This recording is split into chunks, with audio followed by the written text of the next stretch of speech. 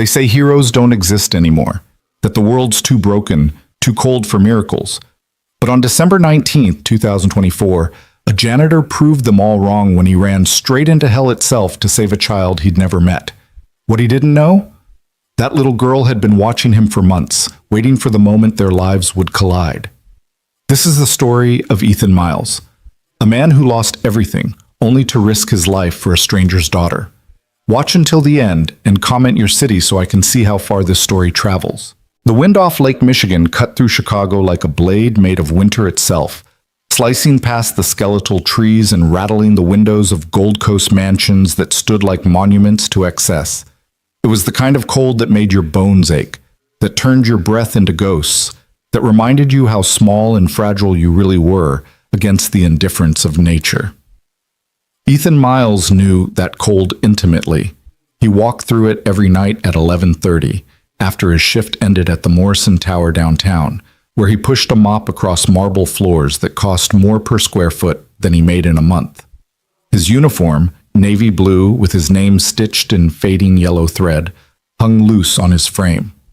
He'd lost weight over the years, the kind that came not from dieting but from forgetting to care, from meals skipped because cooking for one felt like admitting defeat.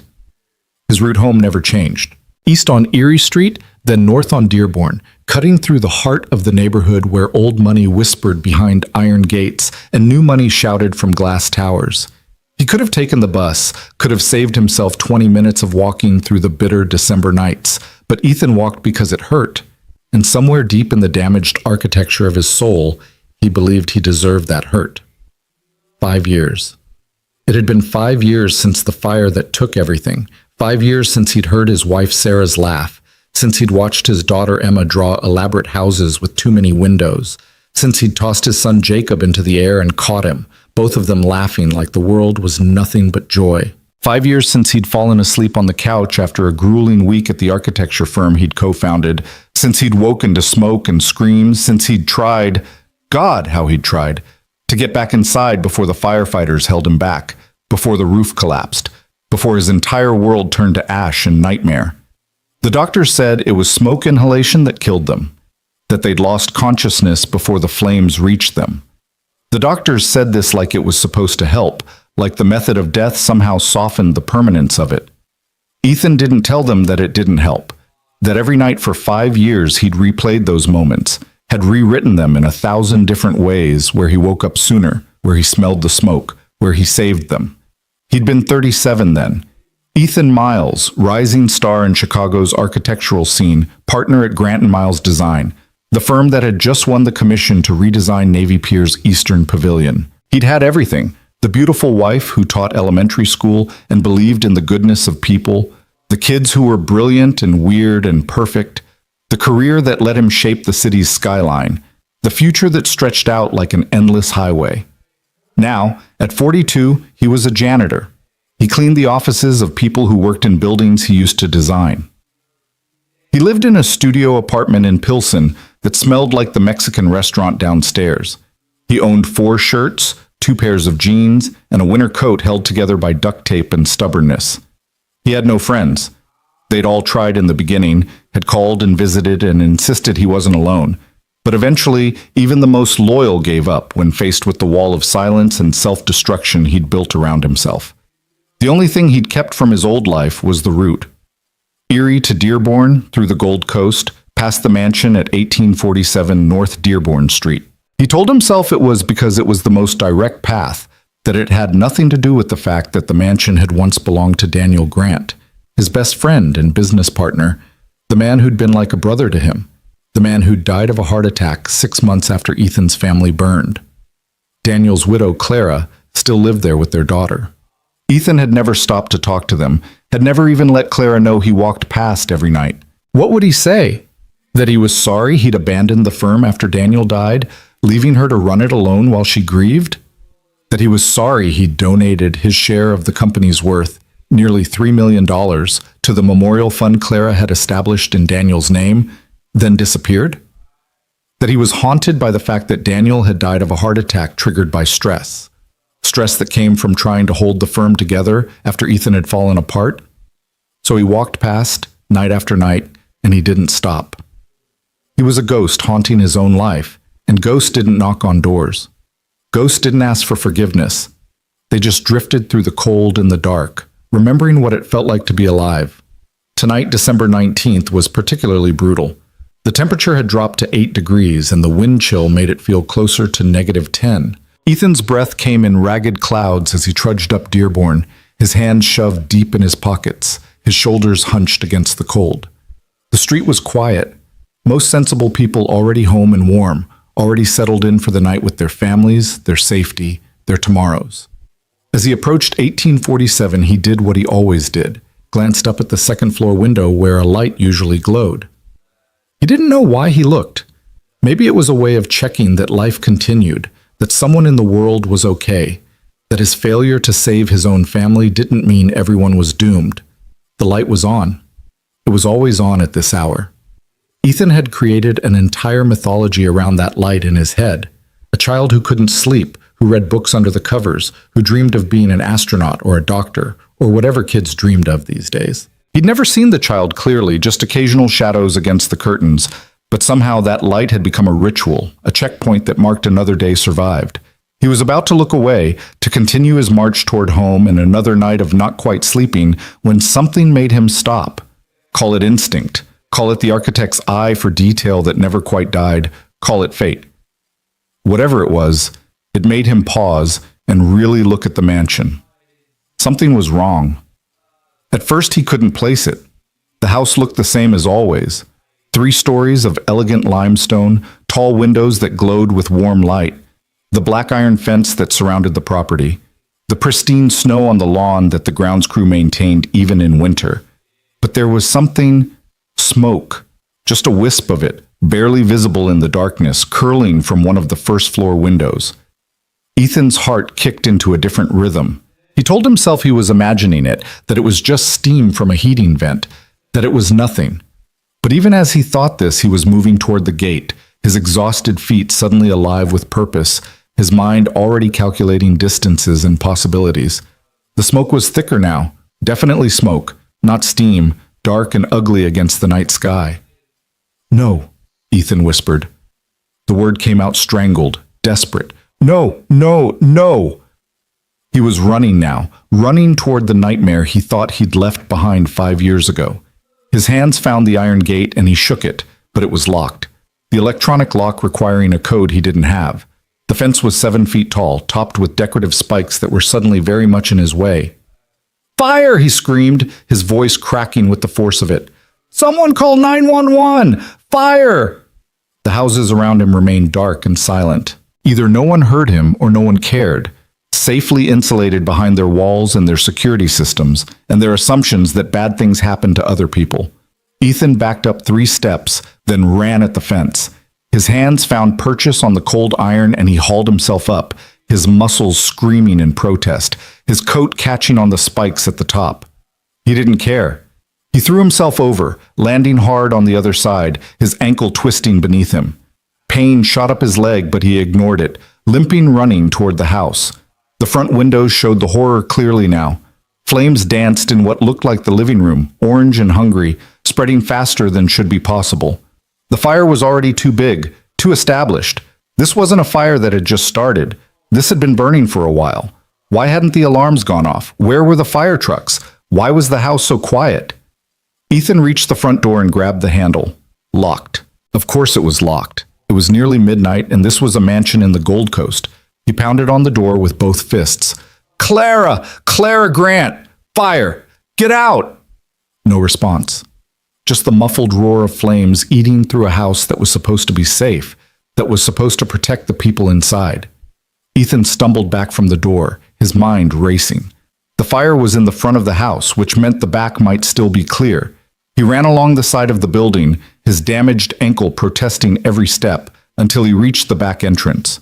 This door was also locked, but next to it was a window, and windows could be broken. He looked around desperately for something heavy, anything, and his eyes landed on a decorative stone frog sitting next to the back steps. He grabbed it. God, it was heavier than it looked, and hurled it through the window. The glass exploded inward with a crash that seemed impossibly loud in the quiet night, Ethan knocked away the remaining shards with his elbow, felt them slice through his coat and into his skin, then hauled himself through the opening. He landed in what looked like a mudroom, boots and coats neatly arranged, a dog's water bowl on the floor. Normal. Everything looked so terrifyingly normal, except for the smoke that was already starting to fill the air. "Clara!" he shouted again. "Amelia! Anyone!" The name surprised him. Amelia.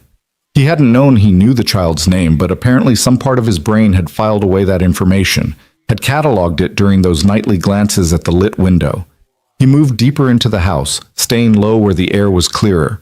The layout was similar to what he remembered from the one time Daniel had invited him over for dinner, back when they were both young architects with everything ahead of them. Kitchen to the left, dining room straight ahead, living room beyond that where the fire was now consuming everything. The smoke was getting thicker. Ethan pulled his shirt up over his mouth and nose, trying to filter the air, but it wasn't enough. His eyes were watering, his lungs already starting to burn. He'd been here before, had breathed this same deadly air 5 years ago, and his body remembered the trauma even if his conscious mind tried to push it away. "Where are you?" His voice was raw, desperate. A sound, faint but definitely there, a voice high-pitched and terrified coming from upstairs. "Help! Help! Mommy!"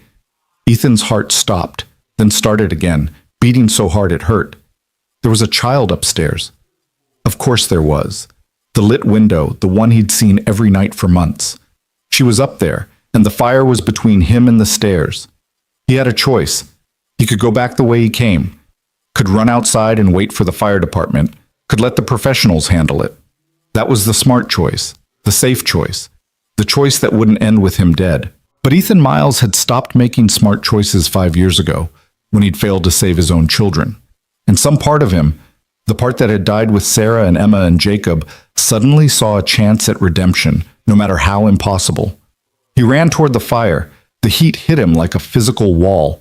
The living room was fully engulfed, flames crawling up the walls and across the ceiling, consuming furniture and memories and family photos with indiscriminate hunger.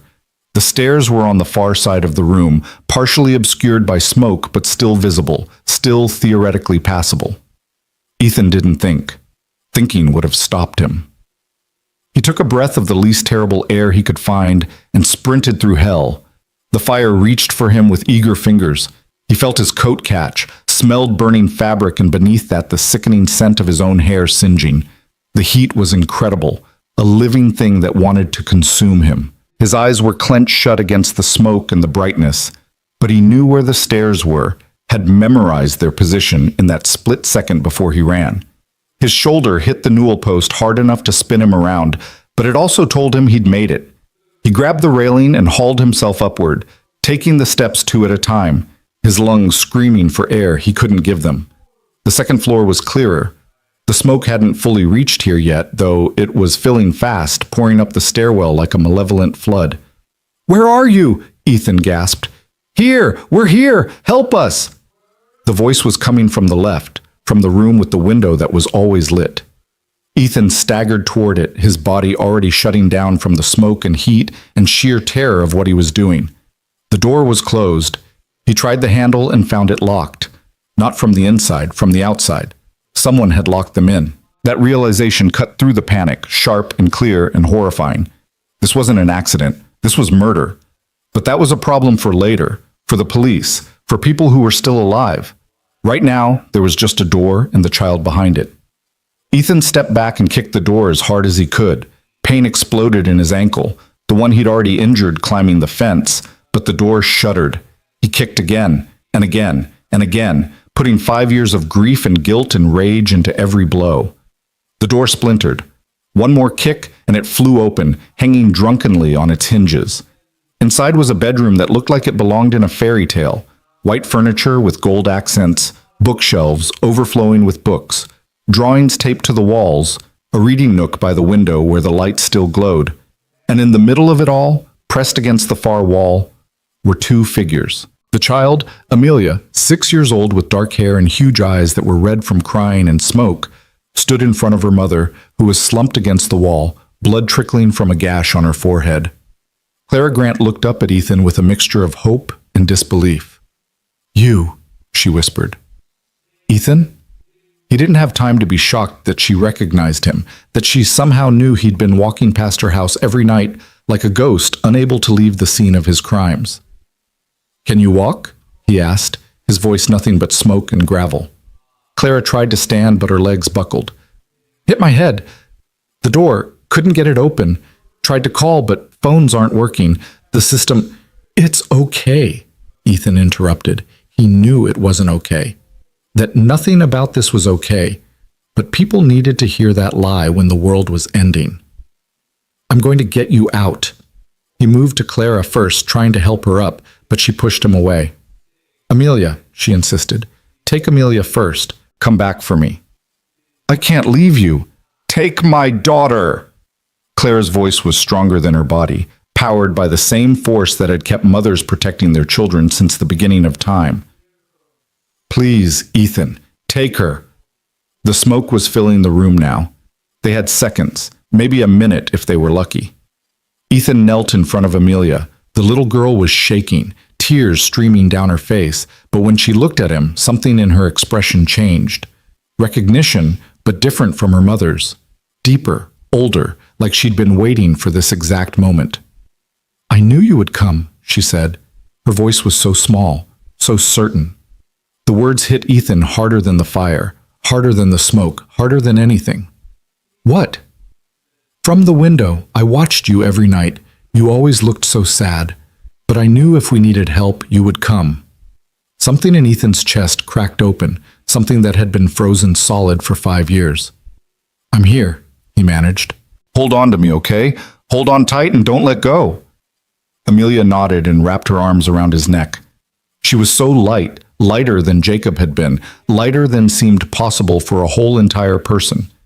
Ethan stood, then reached for Clara with his free arm. Come on, we're all getting out. Clara tried again to stand, and this time Ethan half carried, half dragged her upright. She leaned heavily against him, blood from her head wound staining his already ruined coat. The stairs, she gasped. Fire. I know, just trust me. Trust.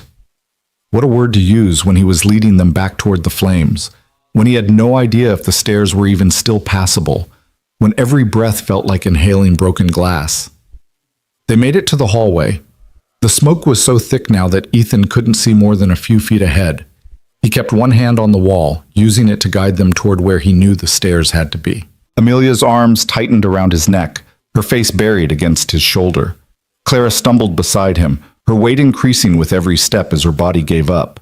The stairs appeared suddenly through the smoke, and Ethan's heart sank. The fire had gotten worse, had spread from the living room into the foyer, had claimed the bottom third of the staircase. Flames licked up the banister and across the steps, turning their escape route into an obstacle course designed by hell itself. Oh God, Clara whispered. Ethan, we can't. Yes, he said firmly. We can. Because what was the alternative? Wait up here for the fire to consume them? Jump from a second-story window and hope they survived the fall? Go back into one of the bedrooms and pray the fire department arrived in time? No. The only way out was through. Amelia, Ethan said, his mouth close to the little girl's ear. I need you to hold on as tight as you can, okay? Don't look, just hold on. Okay, she whispered back. Sean, I trust you. 3 words that weighed more than the world. 3 words he didn't deserve but would die trying to honor. Ethan tightened his grip on both Clara and Amelia, took the deepest breath he could manage of the poisoned air, and started down the stairs. The heat was unbearable. Ethan could feel his skin blistering, could smell burning fabric and hair and skin. The flames were on both sides of them now, reaching out like they recognized him, like they remembered him from 5 years ago and wanted to finish what they'd started. Step. Another step. Clara stumbled and nearly took them all down, but Ethan caught her, his muscles screaming in protest. Another step.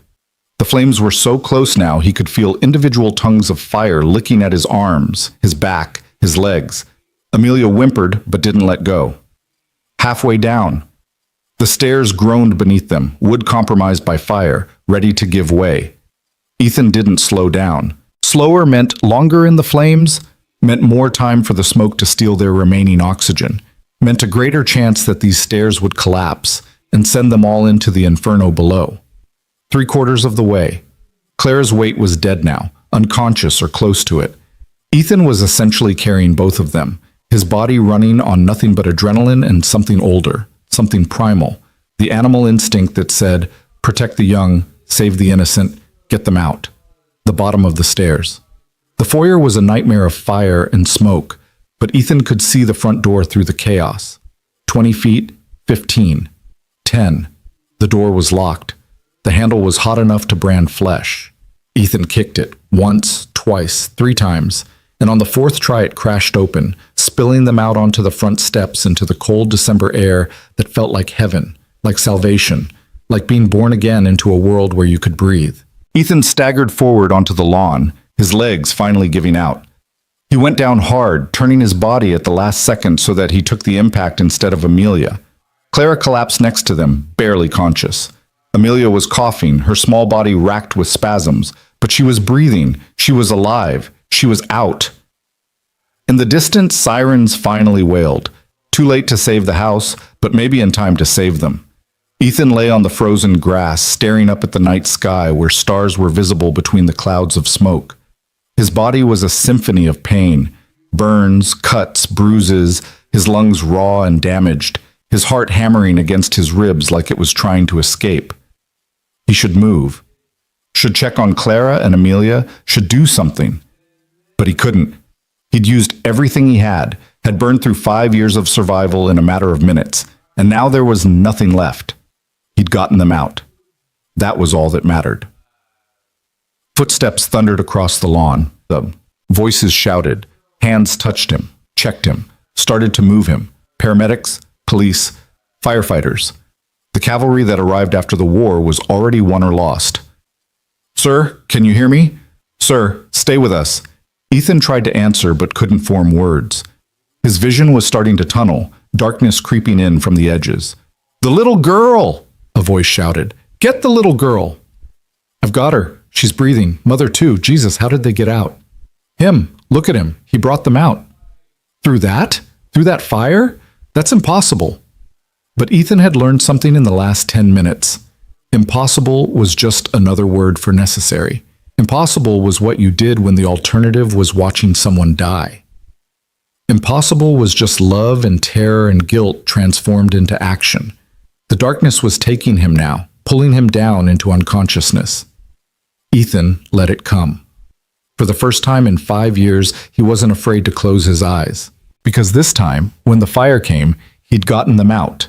This time, he'd saved them. This time, impossible hadn't stopped him. His last conscious thought, before the darkness claimed him completely, was of Amelia's voice. I knew you would come. And then nothing. Just the cold grass beneath him, the winter sky above, and the sound of sirens singing their too late songs into the night. Ethan's sacrifice would change 3 lives forever, but neither Clara nor Amelia knew that the fire was no accident, and that the man who saved them was connected to their family in ways they couldn't imagine. The road to truth would be paved with revelations that would shake them to their core. The hospital smelled like antiseptic and desperation, a combination that Ethan's damaged lungs registered even through the oxygen mask strapped to his face. He woke in fragments, first aware of the beeping machines, then the scratchy hospital gown, then the IV line snaking into his arm, and finally the pain. God, the pain was everywhere. A full-body ache that radiated from the burns on his arms and back, the cuts from broken glass, the bruised ribs, the twisted ankle that had swollen to twice its normal size. A nurse appeared in his field of vision, her face kind but professionally neutral. Mr. Miles, can you hear me? Don't try to talk yet. You've got some smoke damage to your lungs. Just nod if you understand. Ethan nodded, which hurt more than it should have. Everything hurt. You're at Northwestern Memorial. You've been unconscious for about 6 hours. It's 5 in the morning now. You have second-degree burns on approximately 15% of your body, multiple lacerations, possible broken ribs, and significant smoke inhalation. But you're going to be okay. She paused, and something in her expression softened. What you did was incredibly brave and incredibly stupid. The doctor will want to talk to you about the lung damage. You're going to need some time to heal." Ethan tried to speak, managed only a croak that sent fire through his throat. The nurse anticipated his question. "The little girl is fine. Some smoke inhalation, minor burns on her hands, but she's going to make a full recovery. Her mother has a concussion and needed stitches, but she's stable. You saved them both." The nurse adjusted something on one of the machines. "There are some people who want to talk to you, police, fire investigators, and Mrs. Grant has been asking about you every hour since they brought you all in, but that can wait until you're stronger." Mrs. Grant. Clara. The name brought with it a flood of memories that had nothing to do with the fire. Daniel's wife, his business partner's widow, the woman he'd avoided for 5 years out of shame and guilt, and the simple inability to face another person who'd lost someone they loved. The nurse left, and Ethan stared at the ceiling tiles, counting them, because counting was easier than thinking. He'd saved them. Somehow, impossibly, he'd run into a burning building and brought out 2 people alive. It should have felt like victory, like redemption, like proof that he wasn't completely broken. But all he felt was tired, so bone-deep tired that even breathing seemed like too much work. He must have drifted off again because when he opened his eyes, the room was brighter and there was someone sitting in the chair beside his bed. For a disoriented moment, Ethan thought it was Sarah, that the last 5 years had been the nightmare and this was him waking up. But then his vision cleared and he saw it was Clara Grant. Her head wrapped in white bandages, her arm in a sling, dark circles under her eyes that spoke of a sleepless night spent in a different kind of hell. "Hi," she said softly when she saw he was awake. Her voice was rough, damaged by smoke, but recognizable. "Don't try to talk. The nurse said you shouldn't strain your lungs." Ethan stared at her, this woman he'd known once upon a lifetime. This woman whose husband had been his best friend. This woman he'd walked past every night for months without having the courage to knock on her door. Clara seemed to understand that he had questions he couldn't ask. "Amelia's in the pediatric ward. They're keeping her for observation, but she's going to be fine. She keeps asking about you, keeps saying, 'The sad man from the window came to save us.' Took me a while to understand what she meant." Clara's eyes were bright with unshed tears. "How long, Ethan? How long have you been walking past our house?" He couldn't answer, couldn't explain that he'd been haunting their street like a ghost, unable to leave the scene of all his failures. But Clara didn't seem to need an explanation. "I recognized you immediately, you know. Even covered in soot and ash, even after 5 years, I'd know you anywhere." She wiped at her eyes with her free hand. "I tried to find you. After Daniel died, after you donated everything and disappeared, I hired investigators, called every number I could find, drove to your old apartment only to find it abandoned. You were just gone, like you'd never existed at all." The words hit Ethan like physical blows. He hadn't considered that anyone would look for him, that his disappearance would register as anything other than the inevitable collapse of a broken man. "I was angry at you," Clara continued, her voice cracking. "So angry. You left me alone to run the firm, to deal with Daniel's death, to explain to our daughter why Uncle Ethan didn't come around anymore. I thought you didn't care, that losing your family had made you selfish, that you'd forgotten everyone else was hurting too." She took a shaky breath. "But then last night, you ran into a burning building to save us. You could have died. You almost did die. And I realized I never knew anything about why you left." A knock on the door interrupted them. A man in his 50s with salt and pepper hair and a detective's tired eyes stepped into the room. He introduced himself as Detective Raymond Harris, Chicago PD, and he had questions about the fire. Clara stood up. "He can't talk yet. His lungs—" "I know, Mrs. Grant. I've already spoken with your doctors." Harris pulled out a notebook. "Mr. Miles, I need you to understand something. That fire at your house, it wasn't an accident. The fire investigators found accelerant in multiple locations. Someone set that fire deliberately. Someone meant to kill you and your daughter." The words hung in the air like smoke. Claire's face went white. "What? That's impossible. Why would anyone—" "That's what we're trying to figure out." Harris turned to Ethan. "Mr. Miles, I need to ask you some questions. You can write answers if you can't speak. First, did you see anyone else in or around the house last night? Anyone at all?" Ethan shook his head, then gestured for a pen and paper. The nurse brought him a notepad, and with shaking hands he wrote, "Door to bedroom was locked from outside. Couldn't get in. Had to break it down." Harris read the note, and his expression darkened. "Locked from the outside. Mrs. Grant, do you remember that? Someone locking you in?" Clara sank back into the chair, her hand pressed to her mouth. I don't know. I was putting Amelia to bed. We were reading a story. Then I smelled smoke.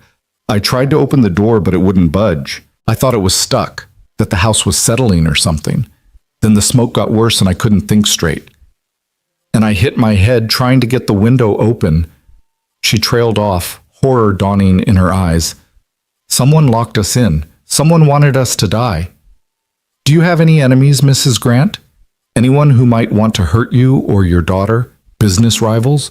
Disgruntled employees? Ex-partners? No, I mean, yes, of course there are competitors in the tech world, but nothing that would lead to murder. This is insane. This is... Clara stopped, her eyes going distant. Richard? Richard? Harris leaned forward. Who's Richard? Richard Hale.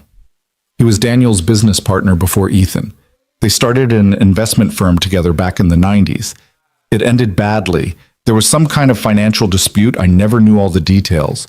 Daniel bought him out, and Richard made some threats, but that was over a decade ago. He couldn't... Ethan's hand shot out, grabbing the notepad. He wrote furiously, "Richard Hale, check him. Daniel never trusted him. Said he was cutting corners, doing something illegal, was going to report him." Harris read the note carefully. "Did Daniel report him?" Clara shook her head. "I don't know. Daniel didn't talk much about business at home. He said he wanted to keep work and family separate." Her voice dropped to a whisper. "Do you think Richard had something to do with this? With trying to kill us?" "I think Richard Hale just became a person of interest in an attempted murder investigation," Harris said grimly. He turned to Ethan. "Mr. Miles, I'm going to need a full statement from you when you're able to speak. In the meantime, I'm posting an officer outside both your rooms. If someone tried once, they might try again." After Harris left, Clara and Ethan sat in silence, the weight of revelation pressing down on them. Finally, Clara spoke, her voice barely audible. "Ethan, I need to tell you something about the money you donated, the $3 million from your share of the firm." She met his eyes. "I used it to start a memorial foundation in Daniel's name. We fund architecture scholarships for underprivileged kids, support homeless shelters, provide housing for families who've lost everything. Last year alone, we helped 60 families rebuild their lives." Ethan felt something twist in his chest. He'd given away that money because it had felt like blood money, like profit earned from a partnership that had died along with Daniel. He'd never imagined it would do any good. He'd barely imagined anything beyond getting through each day without completely falling apart. "I wanted to thank you," Clara continued. "I wanted to tell you what your gift meant, how many lives it changed. But you were gone. So I thanked you in my prayers instead, and I hoped that wherever you were, whatever darkness you were living in, you'd somehow know that something good came from your pain." Ethan reached for the notepad again, his hand shaking with more than just physical trauma. He wrote, "I'm sorry for leaving, for not being there, for everything." Clara read it, and fresh tears spilled down her cheeks. "You have nothing to apologize for. You lost everything, Ethan. Your wife, your children, your whole world. No one gets to judge how you survived that." She reached out and took his hand, careful of the IV line. "But you're not alone anymore. You saved my daughter's life. You saved my life. That means something. That means we're connected now, whether you like it or not." The door burst open and a small tornado in a hospital gown flew into the room. Amelia, trailed by a frantic nurse, made a beeline for Ethan's bed. Clara caught her daughter before she could leap onto the injured man. "Amelia Rose Grant, you're supposed to be in your room. But, Mommy, I had to see him. I had to make sure he was okay." Amelia wriggled free from her mother's grasp and stood beside Ethan's bed, her dark eyes solemn and much too old for 6. "You're the sad man from the window." Ethan nodded slowly. Up close, Amelia looked startlingly like Daniel, the same sharp intelligence in her eyes, the same determined set to her jaw. But there was something else too, something that was purely her own. a kind of luminous certainty, as if she saw deeper into the world than most people and wasn't afraid of what she found there. "I watched you every night," Amelia said matter-of-factly. "You walked by our house and you always looked so sad. I asked Mommy why you were sad, but she didn't know who you were. I wanted to wave to you, but you never looked up at my window, only at the light." Clara's eyes widened. "Amelia, why didn't you tell me someone was walking past the house every night?" "Because he wasn't scary. He was just sad. And sad people need to be watched over in case they need help." Amelia turned back to Ethan. "But last night, when the fire came, I knew you would help us. Even when Mommy was crying and the door wouldn't open and everything was full of smoke, I knew you would come. Because that's what happens in stories. The sad knight saves the princess, and then he's not sad anymore." The simplicity of it nearly broke Ethan. This child, this impossibly perceptive child, had seen him every night and somehow understood that he needed to be needed, that he was drowning in his own grief and guilt and needed a reason to keep swimming. He picked up the notepad and wrote, "Thank you for watching over me." Amelia read it and smiled, a smile so bright it seemed to light up the dim hospital room. "You're welcome. Now you can watch over us too. Mommy says we're going to live in a hotel for a while because our house burned down. But that's okay. Hotels have room service." "Amelia," Clara said gently, "Mr. Miles needs to rest. Come on, let's get you back to your room before the nurses call security on us. Can I come visit him again?" "We'll see, baby." "That means yes in Mommy language," Amelia stage whispered to Ethan, then allowed herself to be led away, though she looked back 3 times before disappearing through the door. Clara paused in the doorway. "She's right, you know, about the night not being sad anymore. I don't know what the fire took from you 5 years ago, Ethan, but last night you got something back. I could see it in your eyes when you carried Amelia out. You remembered what it felt like to save someone." She smiled sadly. "Don't run away again, please. Let us help you the way you helped us." Then she was gone, and Ethan was alone with his thoughts and his pain and the impossible weight of knowing that his life had just become infinitely more complicated. Over the next 3 days, the investigation into the fire consumed the hospital floor. Detective Harris came and went, each time with more questions and more disturbing information. The fire had indeed been arson, set by someone with knowledge of Clara's security system. The smart home network that controlled everything from the locks to the fire alarms had been hacked, disabled before the fire started. Whoever did this had wanted to make sure Clara and Amelia couldn't escape, couldn't call for help, couldn't survive. Richard Hale's name kept coming up. The man had a history of financial fraud, had been investigated twice by the SEC but never charged. After Daniel bought him out, Hale had disappeared into the shadows of Chicago's business world, emerging occasionally to make failed investments and burn bridges. He'd declared bankruptcy 3 years ago, lost his house, his wife, everything. "A man with nothing to lose is a dangerous man," Harris said during one visit. "We're looking for him, but he's gone underground. We've got people watching your hotel, Mrs. Grant, and you too, Mr. Miles, when they discharge you." Ethan's voice had started to come back, though it was rough and painful to use. "He killed them," he rasped. "My family, 5 years ago." The room went silent. Harris leaned forward. "What?" "My house fire. Wasn't an accident either. Had to be. Same pattern. Couldn't get out. Couldn't get to them." The words were costing him, each syllable like swallowing broken glass, but he had to say them. Hale. It was Hale. Daniel must have found something, was going to expose him, so Hale killed his way out. Clara, who'd been sitting in her usual chair, stood up abruptly. "Oh my God, Ethan, are you saying Richard killed Daniel too?" "Heart attack," Ethan whispered. "Stress. But who caused the stress? Who was threatening him?" "Hale." Harris was already on his phone, barking orders to reopen the investigation into Ethan's family's deaths, to pull records on Daniel Grant's death, to find every connection between Richard Hale and the 2 fires. The hospital room transformed into a command center, detectives and fire investigators filling the space, asking questions, taking notes, building a case against a man who'd spent 5 years thinking he'd gotten away with murder. Through it all, Amelia kept visiting, her presence a bright spot in the darkness of revelation and grief. She'd draw pictures of Ethan fighting dragons, of houses that didn't burn down, of families that stayed together, She'd tell him stories about her day, about the hotel's breakfast buffet, about the therapy dog that visited the pediatric ward. She'd hold his hand with her small bandaged fingers and tell him that it was okay to be sad, that sad wasn't forever, that mornings always came even after the darkest nights. On the fourth day, a woman Ethan didn't recognize arrived with Detective Harris. She was in her late 30s, thin to the point of gauntness, with hollow eyes and the desperate look of someone who'd been running from something for too long. Her name was Jennifer Martinez, and she had a story to tell. "I set the fire," she said without preamble, her voice shaking. "At the Grant Mansion. I'm the one who did it."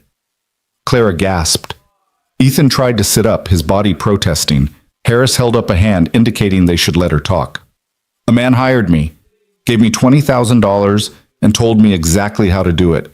How to hack the security system, where to pour the accelerant, how to lock the bedroom door from the outside."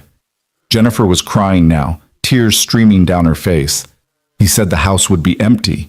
He said it was an insurance job, that the owner wanted the payout. He said no one would get hurt. "But you knew someone was inside," Clara said, her voice hard as steel. "You had to know." "I didn't. I swear I didn't. I did exactly what he told me, showed up at 11, disabled the system, set the fires. I was gone by 11:30. There weren't supposed to be anyone home. Mrs. Grant, you were supposed to be at a charity gala that night. You always go to the Hospital Foundation gala on the third Friday. He knew your schedule." Clara's face went pale. "I was supposed to go. But Amelia got sick that afternoon. Nothing serious, just a cold, but I stayed home. I never posted about it on social media, never told anyone but my assistant." "Then he didn't know," Jennifer said desperately. "He didn't know you'd be there, and when I found out from the news that people were inside, that a child was inside, I couldn't live with it. I couldn't sleep, couldn't eat. "My daughter," her voice broke. "My daughter has leukemia. The treatment costs hundreds of thousands of dollars. Our insurance won't cover it all." I was desperate. When the man offered me money, I didn't ask questions. I should have asked questions. "Who hired you?" Harris demanded. "Give me a name." "Richard Hale." He said he had a grudge against the owner, that this was about revenge and money. He showed me pictures of an empty house, blueprints of the security system. He made it seem so simple, so clean. No victims, no one hurt, just a building burning. Ethan's voice cut through the room, quiet but lethal. "My family. Did he hire you for that too?" Jennifer's head snapped toward him. "What?" "No, I never. 5 years ago I was in California. I didn't even know Richard Hale then." "But he did it," Ethan pressed. "Same method. My house fire. He killed my wife.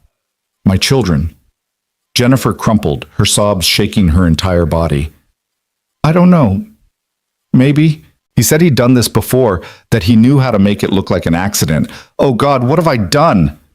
A detective led Jennifer away to be formally processed and charged. Despite her cooperation, despite her remorse, she'd still committed arson and attempted murder. Her daughter's illness might buy her some leniency, but she'd crossed lines that couldn't be uncrossed. After she was gone, Clara turned to Ethan.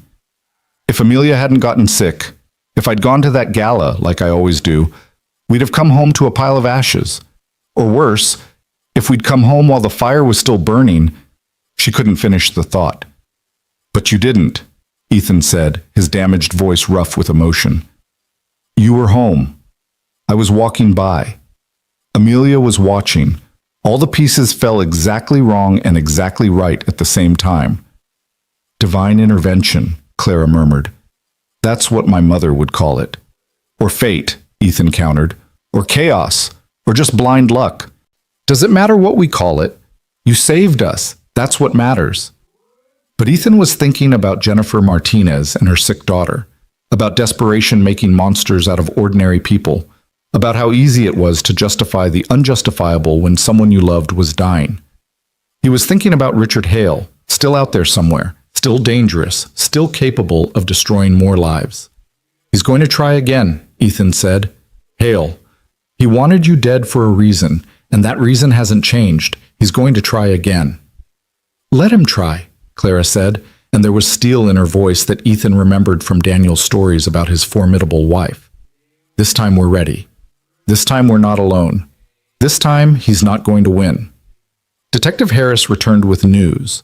They'd found Richard Hale's last known location, an apartment in Gary, Indiana, just across the state line.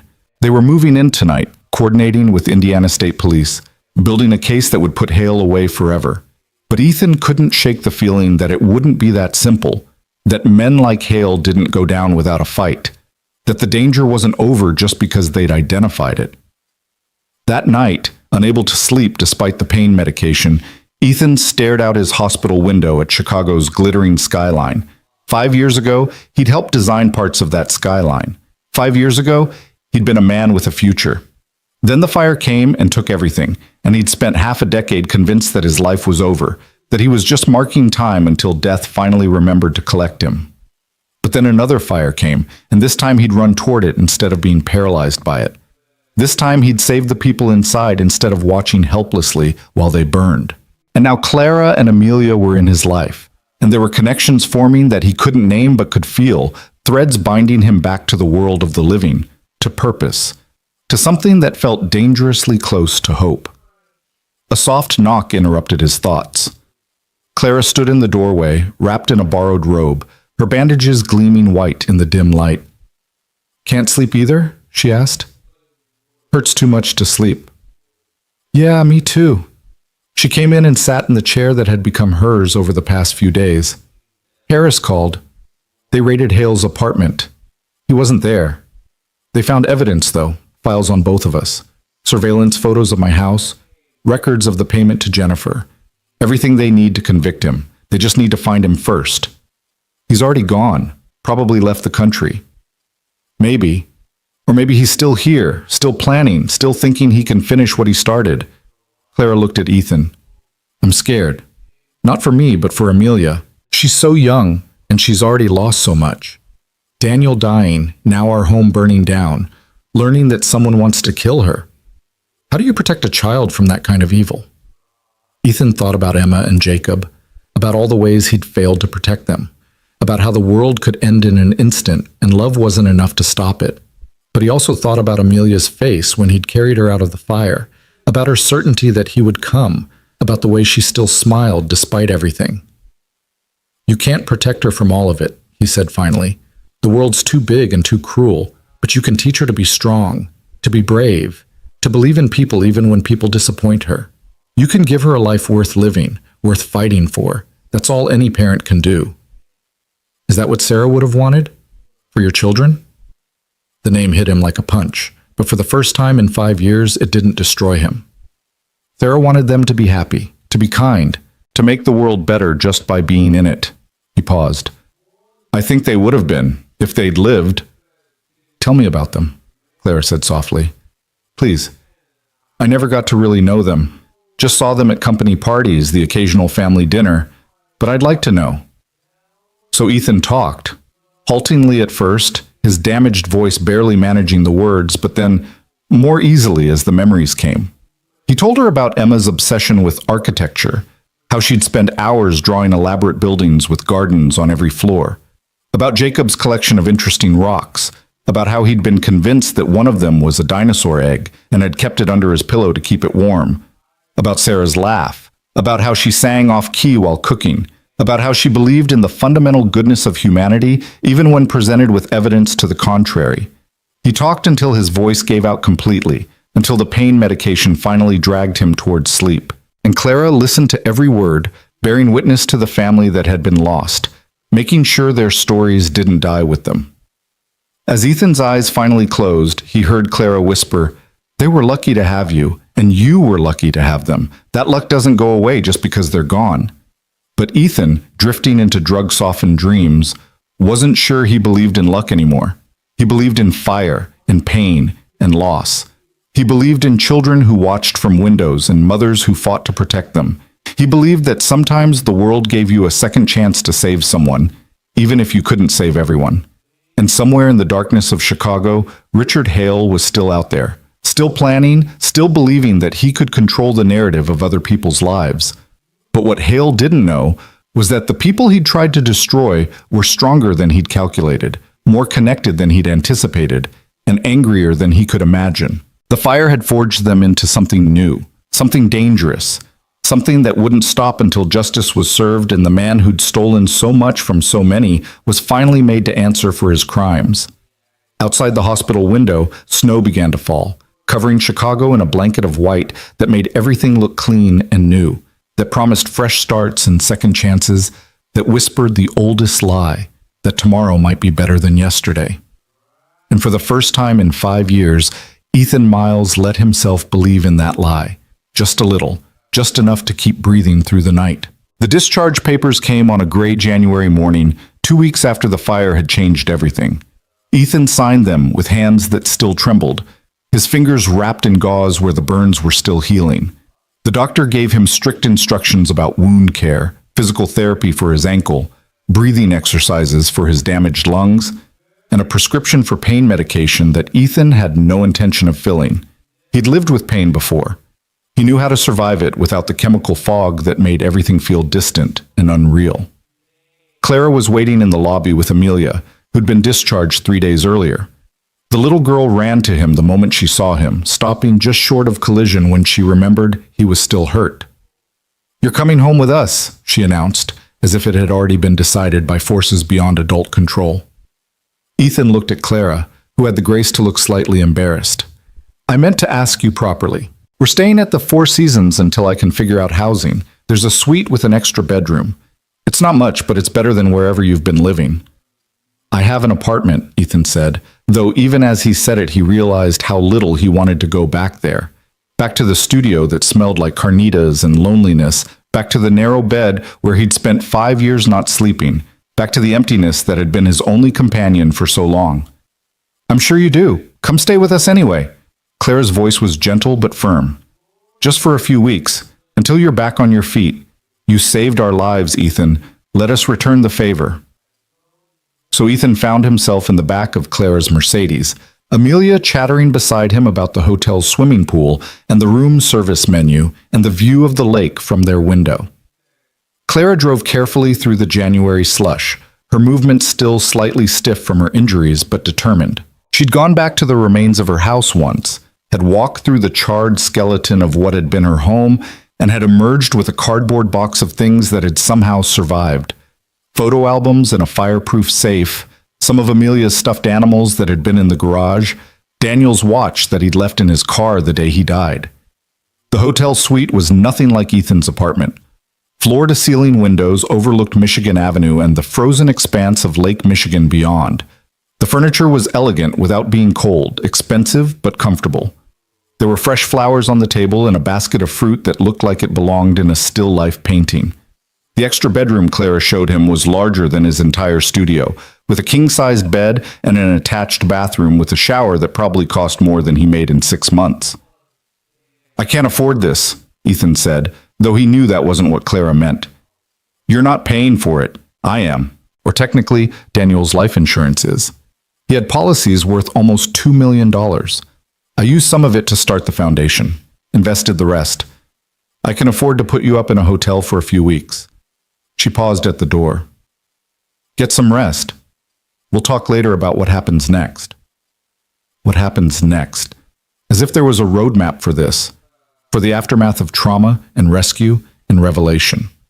As if any of them knew what came after you learned that someone had tried to murder you, that the same someone had probably murdered your best friend and your rescuer's family, that evil wasn't an abstract concept, but a real person with a name and a history and the ability to destroy lives with calculated precision. Ethan unpacked the plastic bag the hospital had given him containing his few possessions, his wallet, his keys, his phone that had been in his coat pocket during the fire and was now cracked and water damaged but somehow still functional. He sat on the edge of the bed that was too soft, too clean, too much like something a person with a real life would own, and he tried to figure out who he was supposed to be now. For 5 years, he'd been Ethan Miles, the ghost, the janitor, the man who walked alone through cold streets and felt nothing except the dull ache of loss. His identity had been simple, uncomplicated by relationships or responsibilities or hope. He'd been a man waiting to die, marking time until the universe corrected its mistake and took him along with his family. But now Clara and Amelia were in his life, and Detective Harris was calling him twice a day with updates on the manhunt for Richard Hale, and his body hurt in ways that reminded him he was still alive, still capable of feeling, still existing in a world that continued to spin whether he wanted it to or not. He couldn't be the ghost anymore. That role had been burned away in the fire, and he wasn't sure what was left underneath. A knock on his door interrupted his spiral. Amelia stood in the hallway, holding a piece of paper. "I drew you a picture," she said, coming in without waiting for an invitation. She climbed onto the bed beside him and spread out her drawing. It showed 3 stick figures standing in front of a building that wasn't on fire. 1 tall figure, 1 medium figure, 1 small figure. A family that survived. "That's you," Amelia said, pointing to the tall figure. "And that's Mommy, and that's me. And that's our new house that we're going to build. Mommy says we can design it ourselves, anything we want. I want a tower room like a princess. What do you want?" Ethan looked at this child who'd somehow adopted him, who'd decided he was part of her story now. "I don't know what I want." "That's okay. You can think about it. We have time." Amelia leaned against his arm, careful of his burns. "Mr. Ethan? Are you still sad?" The question was so direct, so innocent, so impossible to answer with anything but the truth. "Yes, but maybe a little less sad than before." "Good. Sad is okay sometimes. Mommy says Daddy's death made her sad for a long time, and she still gets sad about it sometimes. But she also gets happy about other things. You can be both at the same time." Out of the mouths of children, Ethan thought. This 6-year-old understood something about grief that had taken him 5 years to even begin to grasp. That sorrow and joy weren't mutually exclusive, that you could miss the dead while still living with the living, that the human heart was vast enough to hold contradictions. "You're very smart," he told her. "I know. Mommy says I get it from Daddy. He was really smart too. He built buildings like you used to." "Did your mom tell you about that?" "Some. She told me you and Daddy were best friends, that you made beautiful buildings together, that something really sad happened to you, and that's why you stopped making buildings and started walking by our house every night." So Clara had told her. Not everything, probably. 6 was too young to understand the full weight of what had been lost, what had been taken, what had been endured. But enough. Enough for Amelia to know that Ethan's sadness had a source, a reason, a history. "I'm sorry about your family," Amelia said with the solemn sincerity that only children could manage. "Mommy says they would be proud of you for saving us." Ethan's throat closed. He managed a nod, not trusting his voice. "You should come have dinner with us. Mommy ordered room service. There's enough for everyone." So Ethan found himself sitting at the suite's dining table, eating pasta that cost $40 a plate and drinking water from crystal glasses, while Clara talked about her plans and Amelia provided commentary on everything from the quality of the breadsticks to the pattern on the napkins. It was surreal and uncomfortable, and the most normal thing Ethan had done in 5 years. After dinner, while Amelia was in her room doing homework that the hotel had arranged to have sent over from her school, Clara poured herself a glass of wine and offered one to Ethan. He declined. He'd learned early in his grief that alcohol only made the darkness darker, the memories more vivid, the mornings more unbearable. "Detective Harris called while you were resting," Clara said, settling into one of the plush armchairs. "They've tracked Hale to a property in Wisconsin, a hunting cabin owned by one of his old business associates. They're planning a raid tomorrow morning." "Will they get him?" "Harris seems to think so. Apparently Hale's been using burner phones, but he made a mistake, called his ex-wife to try to access a bank account. They traced the call." Clara took a sip of wine. It's almost over. The nightmare is almost over. But Ethan had lived through too many nightmares to believe they ended cleanly. And if they don't get him? If he runs again? Then we keep looking. We don't stop until he's caught. Until he answers for what he did to your family, to my family, to everyone he's hurt. The determination in her voice was absolute. This wasn't the Clara Grant that Ethan remembered from 5 years ago. The quiet woman who'd stood beside Daniel at company events and smiled politely while the architects talked shop.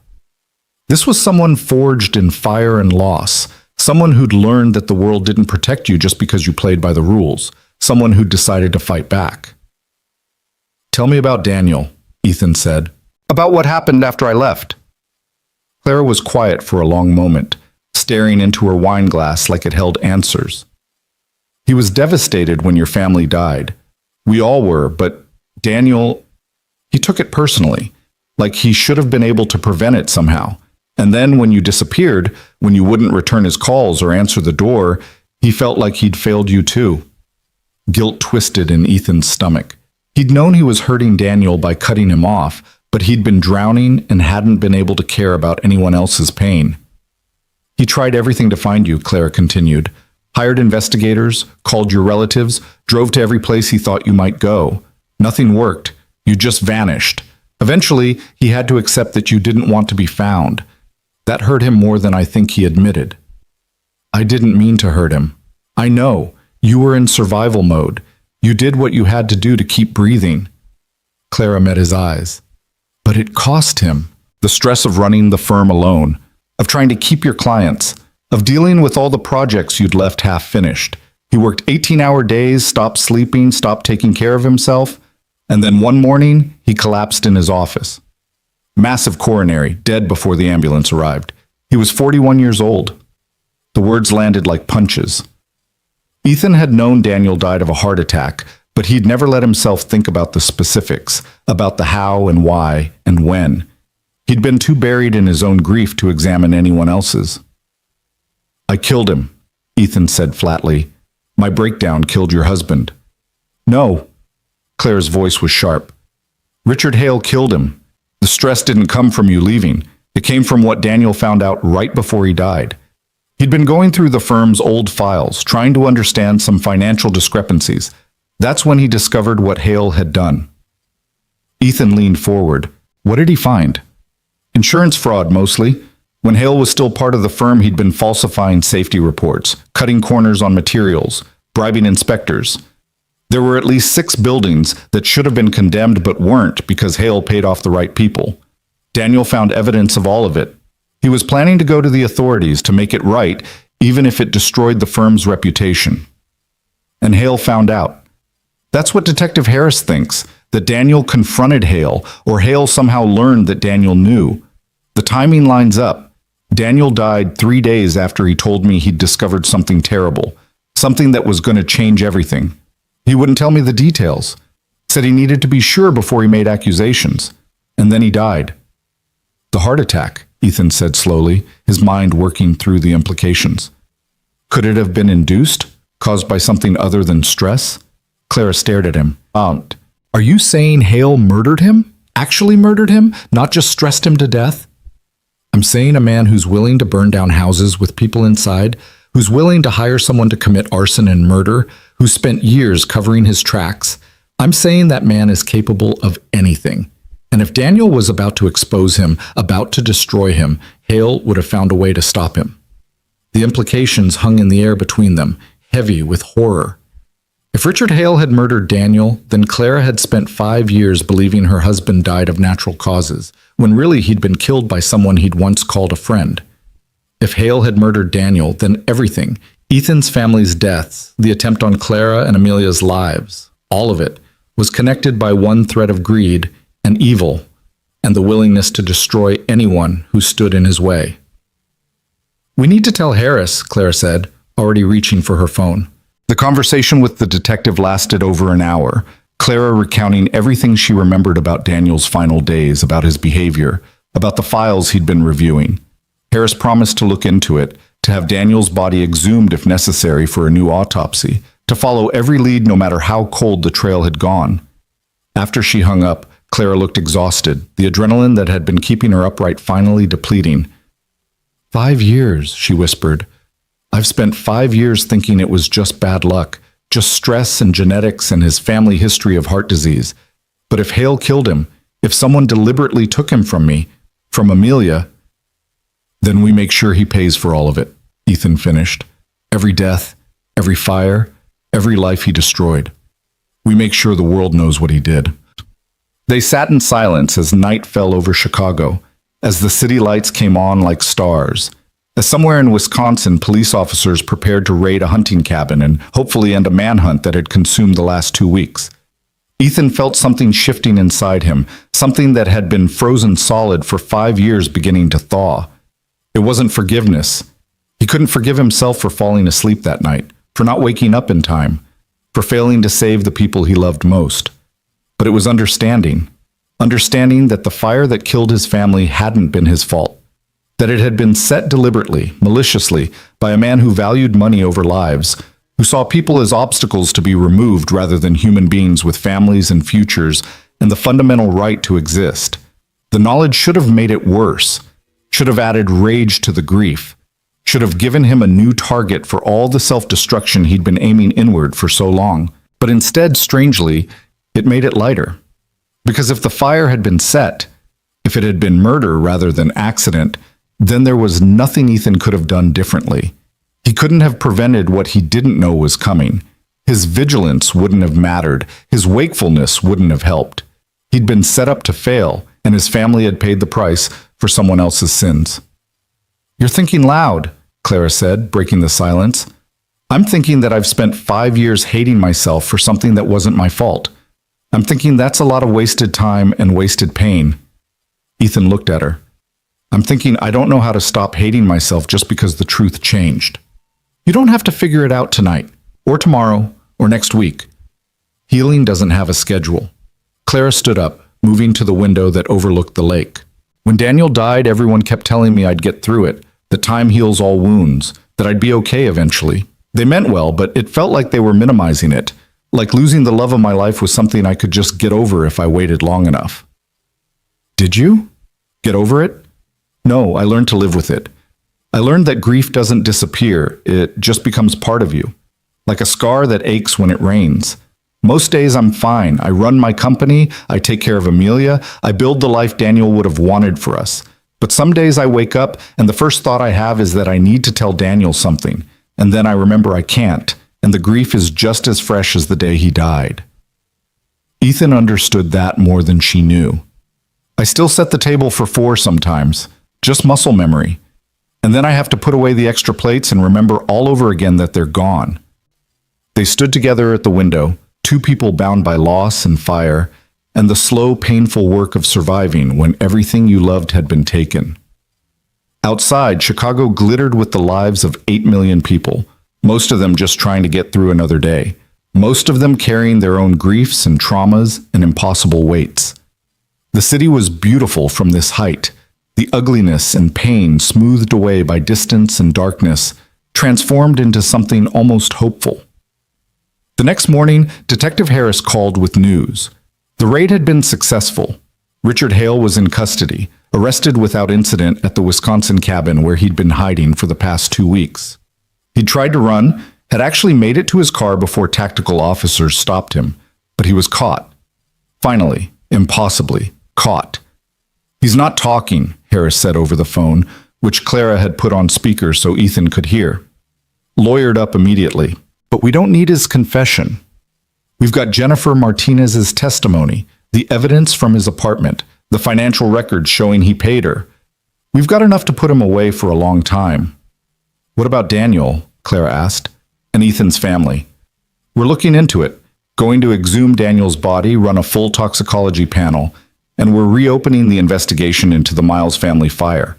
It'll take time, but if Hale was responsible, we'll prove it." After Harris hung up, Clara turned to Ethan with tears in her eyes. "They got him. It's over. He can't hurt anyone else." But Ethan knew it wasn't quite over. The arrest was just the beginning. There would be trials, testimony, years of legal proceedings before Hale faced real consequences for what he'd done. And even then, even if he was convicted and sent to prison for life, it wouldn't bring back the dead. It wouldn't undo the fires or the pain or the 5 years of grief that Ethan had endured. Justice wasn't the same as restoration. Punishment wasn't the same as healing. Still, it was something. It was a start. Over the following days, a strange new routine developed. Clara went back to work, running her tech company from the hotel suite through video calls and remote meetings. Amelia attended school via a tablet while they figured out what to do about permanent housing.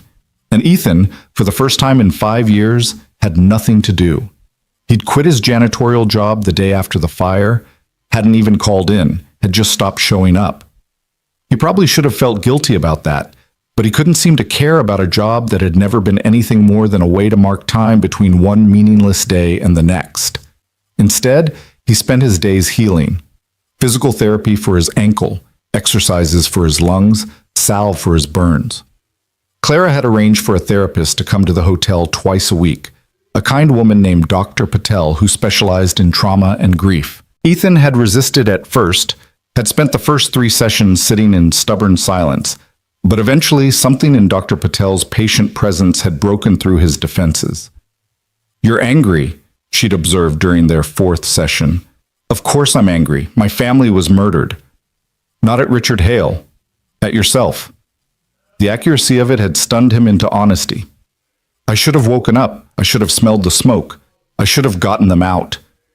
And if the fire was set with accelerant in multiple locations, if it was designed to spread too quickly for escape, if the doors were locked and the windows barred, I don't know that's what happened. But you know it's possible. You know that what happened to Clara and Amelia might have happened to your family. And if it did, if they were murdered by someone who planned it carefully, who made escape impossible, then you couldn't have saved them no matter what you did. The words had circled in Ethan's head for days afterward. Couldn't have saved them. 5 years he'd believed the opposite. That if he'd just been better, more alert, more careful, they'd still be alive. But if Dr. Patel was right, if the fire had been set the same way, then his family had been doomed from the moment Hale made his decision. Nothing Ethan did or didn't do would have mattered. It should have been comforting. It wasn't. Because if he couldn't have saved them, then what good had he been? What was the point of being a husband and father if you couldn't protect the people who depended on you? The point, Dr. Patel had said when he voiced this, is that you loved them, that you gave them joy while they were alive, that they knew they were treasured.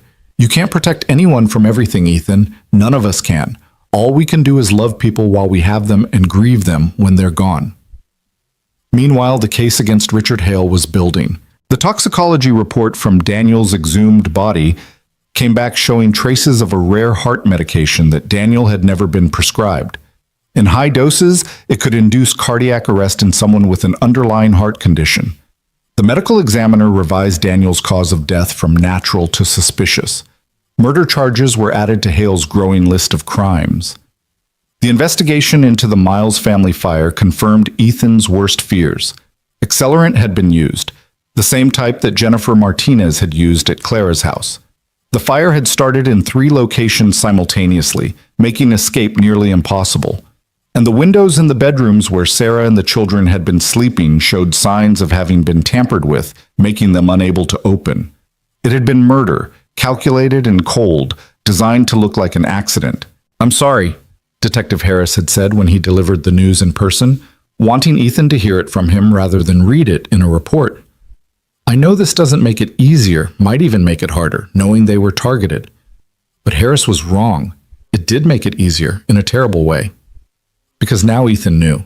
After 5 years of questions and guilt and wondering what he could have done differently, he finally had the answer. Nothing. There was nothing he could have done. His family had been murdered by a man who saw them as collateral damage in a scheme to cover up fraud and corruption. Their deaths had nothing to do with Ethan falling asleep or failing to wake up. They were simply in the way of someone evil, and that someone had removed them. The knowledge was excruciating and liberating in equal measure. Excruciating because it meant his wife and children had died for no good reason, for nothing except money and secrets and one man's refusal to face consequences. Liberating because it meant the burden of responsibility that Ethan had carried for 5 years could finally be set down. He hadn't killed them through negligence or carelessness or inadequacy. They'd been taken from him by someone else's choice, someone else's malice, someone else's evil. "What are you thinking?" Clara asked one evening. They'd fallen into the habit of talking after Amelia went to bed, sharing a space that was companionable rather than romantic, the intimacy of survivors rather than lovers. "I'm thinking that I've spent 5 years as a ghost, and I don't know how to be alive again." You start small. You get up in the morning. You eat breakfast. You talk to people. You let yourself feel things other than grief. Like what? Like gratitude, like purpose, like hope, even if it's just a little. Clara poured herself the single glass of wine she allowed herself each night. "I want to show you something. Will you come somewhere with me tomorrow?" The next morning, they left Amelia with a babysitter the hotel had vetted and approved, and Clara drove them north along Lakeshore Drive. She wouldn't tell Ethan where they were going, just that it was important, that she'd been planning this for a while but was waiting for the right moment. They ended up in Lincoln Park, at a site Ethan didn't recognize at first. It had been fenced off, cleared of debris, prepared for construction. A sign announced it as the future home of the Phoenix Center, groundbreaking scheduled for spring. Daniel designed this, Clara said, leading Ethan through the gate past the security guard who recognized her. It was his last project, a community center for families in crisis, shelter space, counseling services, job training, childcare, everything a family needs to rebuild after losing everything. She handed Ethan a rolled-up blueprint. He spread it out across the hood of her car, his architect's eye immediately recognizing Daniel's style. The generous use of natural light, the open spaces designed to feel welcoming rather than institutional, the attention to detail that made every element both beautiful and functional. "It's brilliant," Ethan said, his voice rough with emotion. "It's exactly the kind of thing Daniel always wanted to build." He was waiting for funding. The city approved it, but the money wasn't there, so I'm funding it. The Memorial Foundation, the insurance money, everything. We're building it exactly as Daniel designed it, and we're naming it after him. Clara looked at the empty lot, seeing something Ethan couldn't yet. "But I need help. The firm Daniel left me is successful, but I'm not an architect. I don't have the vision he had. I need someone who understands what he was trying to create." Understanding hit Ethan like a physical force. "You want me to oversee the construction? I want you to do more than that. I want you to co-design it with me. Use Daniel's blueprints as a foundation, but make it better, make it yours too. Add the things you've learned about loss and survival and what people really need when their lives fall apart." She turned to him. "I want you to come back, Ethan. Come back to architecture. Come back to the firm. Help me build something that honors Daniel and your family and everyone else Hale destroyed." The offer was staggering. 5 years ago, Ethan had walked away from architecture believing he'd never design again, that his ability to create had died with his family. But standing here, looking at Daniel's plans, feeling the wind off the lake, and seeing the space where something new could rise, he felt something he'd thought was gone forever. He felt the possibility of purpose. "I don't know if I can," he said honestly. "I don't know if I remember how to be that person." "Then learn again, the same way you're learning to be alive again. One day at a time, one decision at a time, one line on a blueprint at a time." Clara put her hand on his arm. "You don't have to answer now. Think about it. But know that the offer stands. The firm is still Grant and Miles Design. Your name never came down. Daniel wouldn't let me remove it, said you'd come back someday. I think he knew before I did that you would." They stood in silence, looking at the empty lot that would soon be filled with concrete and steel and glass, with rooms where broken families could find shelter and hope and the tools to rebuild their shattered lives. The Phoenix Center, rising from the ashes of tragedy, proof that destruction wasn't the end of the story. When they got back to the hotel, Amelia was waiting with a new drawing. This one showed a building, not a house, but something larger, with lots of windows and people standing in front of it. In the sky above, she had drawn stars. And if you looked closely, some of the stars had faces. "Those are the people who died," Amelia explained, seeing Ethan study her drawing. "Daddy and your family. They're watching from heaven to make sure we build something good." Out of the mouths of children, Ethan thought again. This 6-year-old understood something profound about memory and legacy, about how the dead lived on through the actions of those who loved them, about how grief could be transformed into something constructive rather than destructive. That night, Ethan stood at his window overlooking Lake Michigan and thought about second chances, about how the world sometimes gave you opportunities to try again, to do better, to take the broken pieces of your life and build something new from the rubble. Claire's offer was more than a job. It was a chance to honor Daniel's memory by completing his work, a chance to honor Sarah and Emma and Jacob by creating something that would help other families survive what they hadn't, a chance to prove that Richard Hale's evil hadn't won, that the fires he'd set had forged survivors rather than just creating victims. Ethan pulled out his phone and made a call he'd been avoiding for 2 weeks. His mother answered on the third ring, her voice shocked to hear from the son who'd gone silent 5 years ago. "Mom," Ethan said, his voice breaking. "Mom, I need to tell you something about the fire, about why Sarah and the kids died. I need to tell you, and then I need to tell you I'm sorry for disappearing, for not letting you help, for everything." The conversation lasted 2 hours, ending with his mother crying and telling him she loved him, that she'd never stopped loving him, that she'd been praying for 5 years that he'd come back to them. She was in Florida now, had moved there with Ethan's stepfather 3 years ago, but she wanted to come visit, wanted to meet Clara and Amelia, wanted to see her son alive again after thinking she'd lost him along with her grandchildren. After he hung up, Ethan felt lighter. The weight hadn't disappeared. Grief didn't work that way. But it had shifted, redistributed, become something he could carry without it crushing him. He looked at his reflection in the dark window and saw not a ghost, but a man. Damaged, scarred, still hurting, but alive. Still capable of building, of creating, of mattering. The next morning, he found Clara in the suite's living room, working on her laptop while Amelia did her online schoolwork at the dining table. "I'll do it," Ethan said without preamble. "The Phoenix Center, the firm, all of it. I'll come back."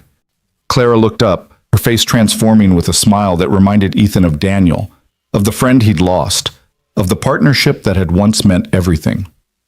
"Yeah? Yeah. But I need to do it right. I need to go back to school, refresh my certifications, relearn everything I've forgotten, and I need therapy, regular therapy, not just twice a week, but as often as Dr. Patel thinks I need it. I can't do this halfway. If I'm coming back, I'm doing it properly." "Whatever you need. The foundation can cover your education, your therapy, everything. This isn't charity, Ethan. This is an investment in something Daniel believed in someone he believed in." Amelia abandoned her schoolwork and ran over, throwing her arms around Ethan's waist. "You're staying! You're really staying!" And Ethan, who hadn't been hugged by a child in 5 years, who'd thought he'd never feel that particular joy again, wrapped his arms around this little girl who'd watched him from her window and believed he was worth saving. "I'm staying," he confirmed, and realized he meant it. Not just staying in Chicago or staying at the hotel, but staying alive, staying present, staying in the world instead of drifting through it like smoke. The path forward wouldn't be easy. There would be dark days and setbacks and moments when the grief threatened to pull him back under. There would be the trial of Richard Hale to endure, testimony to give, trauma to relive in front of judges and juries, and the man who'd destroyed so much. There would be the hard work of rebuilding a career and a life and a sense of self that had been burned away 5 years ago. But for the first time since the night his family died, Ethan Miles had something more powerful than grief. He had purpose. He had people who needed him and work that mattered, and a future that extended beyond the next painful day. He had Clara's determination and Amelia's faith and Daniel's blueprints waiting to be transformed into something real and lasting and good. The fire had tried to destroy him, had destroyed so much, but it had also forged connections stronger than steel, had revealed truths that needed revealing, had brought together 3 people who might otherwise have never known each other. Clara had been right when she said that grief became part of you, a scar that ached but also marked you as someone who'd survived, who'd endured, who'd refused to let the worst thing that happened to them be the only thing that defined them. Outside, Chicago went about its business, millions of people living their lives, carrying their burdens, building their dreams. And somewhere in a jail cell, Richard Hale was beginning to understand that his schemes had finally caught up with him, that the fires he'd set had illuminated his crimes rather than concealing them. That justice might be slow, but it was coming for him with the inevitability of dawn after the longest night. Spring came to Chicago with the kind of tentative warmth that promised better days ahead, melting the last stubborn patches of snow and coaxing green from the trees in Lincoln Park. Ethan stood at the construction site of the Phoenix Center, Daniel's original blueprint spread across a makeshift table, his own modifications sketched in the margins. 3 months had passed since he'd agreed to come back to architecture. 3 months of relearning software and codes and regulations. 3 months of therapy sessions that left him exhausted but clearer. 3 months of living in the hotel suite with Clara and Amelia and slowly understanding what it meant to be part of a family again. The construction crew had broken ground 2 weeks ago, And now the foundation was being poured, concrete trucks rumbling in and out while workers shouted instructions over the noise of machinery. Ethan watched it all with something that felt dangerously close to pride. He'd designed buildings before, but never one that mattered quite like this. Never one that would house people who'd lost everything, who needed not just shelter, but hope, who needed to believe that their stories weren't over just because tragedy had rewritten the chapters they'd planned. "You're doing that thing again," Clara said, coming up beside him with 2 cups of coffee from the food truck parked at the corner. "That thing where you look at the site like you're trying to memorize every detail. Daniel used to say you couldn't design a building you hadn't first built in your head, that you had to see it complete before you could make it real." Ethan accepted the coffee gratefully. "I'm trying to see it the way he did. The families coming through those doors, the kids playing in that courtyard, the counseling sessions happening in those rooms. If I can see it clearly enough, maybe I can build it right." "You're already building it right." The city inspector said your modifications to Daniel's design are brilliant. Something about load distribution and natural light optimization that went completely over my head. Clara smiled. "You're back, Ethan, really back. Not just going through the motions, but actually living in it." He wanted to argue, to point out all the ways he was still broken, still struggling, still waking up some mornings convinced that the last 3 months had been a dream, and he was still in his studio apartment in Pilsen pushing a mop across other people's floors. But the evidence was hard to deny. He was standing at a construction site he was managing. He was drinking coffee with a friend. He was making decisions about the future instead of just surviving the present. The trial of Richard Hale was set to begin in 2 weeks, and the prosecution had been building their case with methodical precision. They had Jennifer Martinez's testimony, the forensic evidence from both fires, the financial records showing Hale's fraud, the toxicology report from Daniel's exhumation, and a paper trail of corruption that stretched back 15 years. Assistant District Attorney Monica Chen had warned them it would be difficult. Hale had hired an expensive defense team that was already filing motions and trying to suppress evidence, but she was confident they had enough to convict.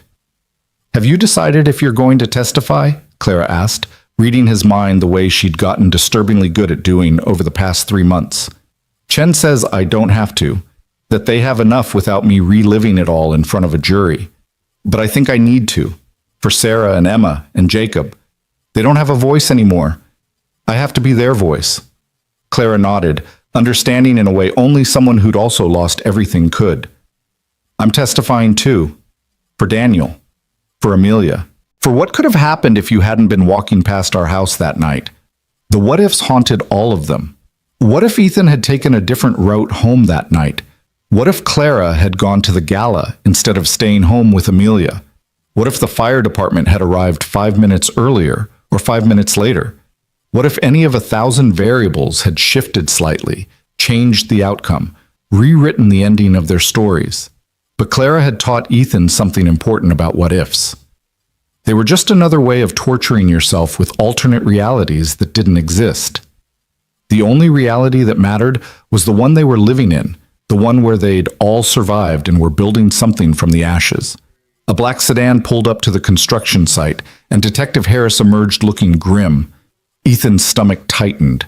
Harris only showed up in person when the news was too important or too terrible for a phone call. "We have a problem," Harris said without preamble. "Jennifer Martinez is dead." The words hung in the spring air like ice.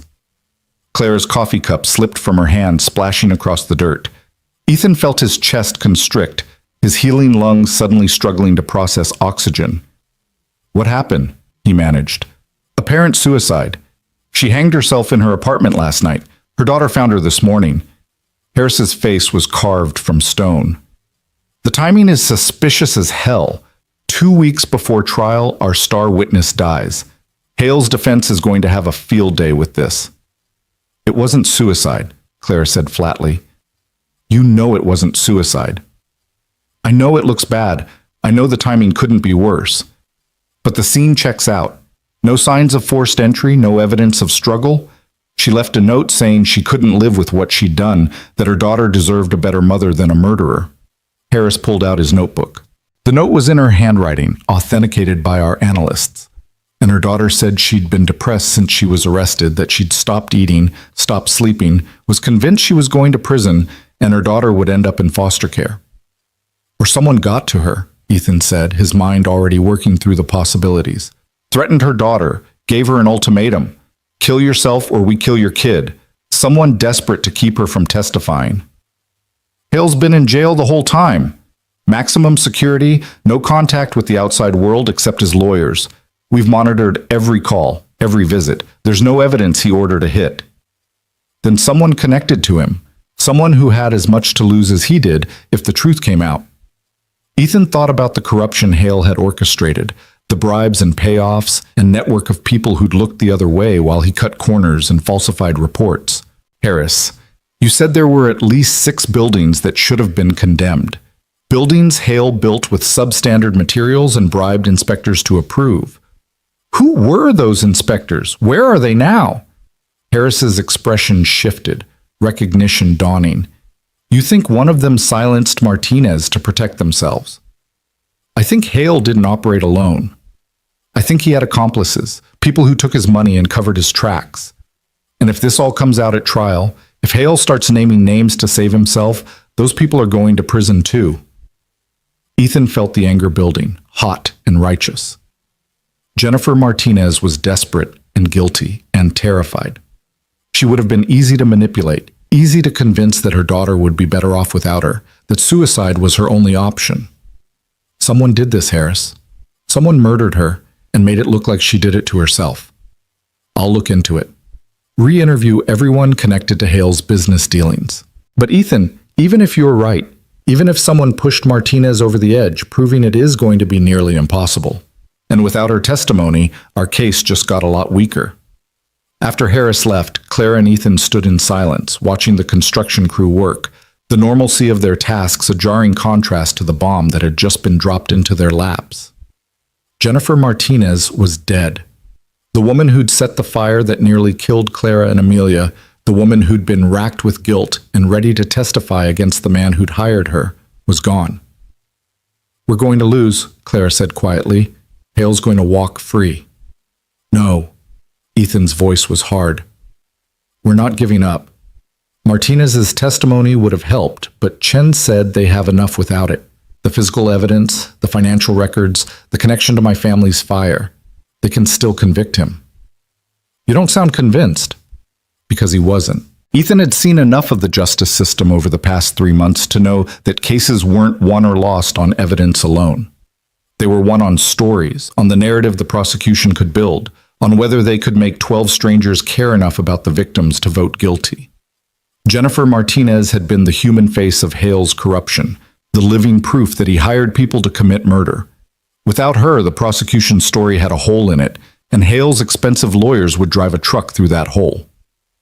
That evening, back at the hotel suite, Amelia sensed the tension and demanded to know what was wrong. Clara tried to deflect, to protect her daughter from the adult horrors of murder and manipulation, but Amelia was too perceptive to be fooled. Someone else died, didn't they? She asked, her dark eyes serious. Someone connected to the bad man who tried to hurt us. Clara looked at Ethan, silently asking permission. He nodded. Amelia deserved honesty, even when honesty was terrible. The woman who set our house on fire died last night, Clara said carefully. She was going to help us make sure the man who hired her went to prison. Now she can't. Did he kill her too?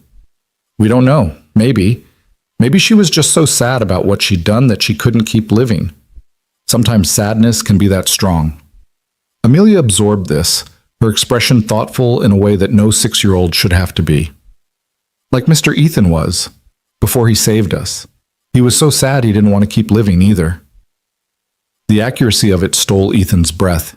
He'd never explicitly told Amelia about the depth of his depression, about the nights he'd considered just not waking up, about how close he'd come to giving up entirely. But somehow this impossibly intuitive child had understood anyway, had seen in him what others had missed. I was very sad, Ethan confirmed, kneeling down so he was at Amelia's eye level. So sad I couldn't see any reason to keep going.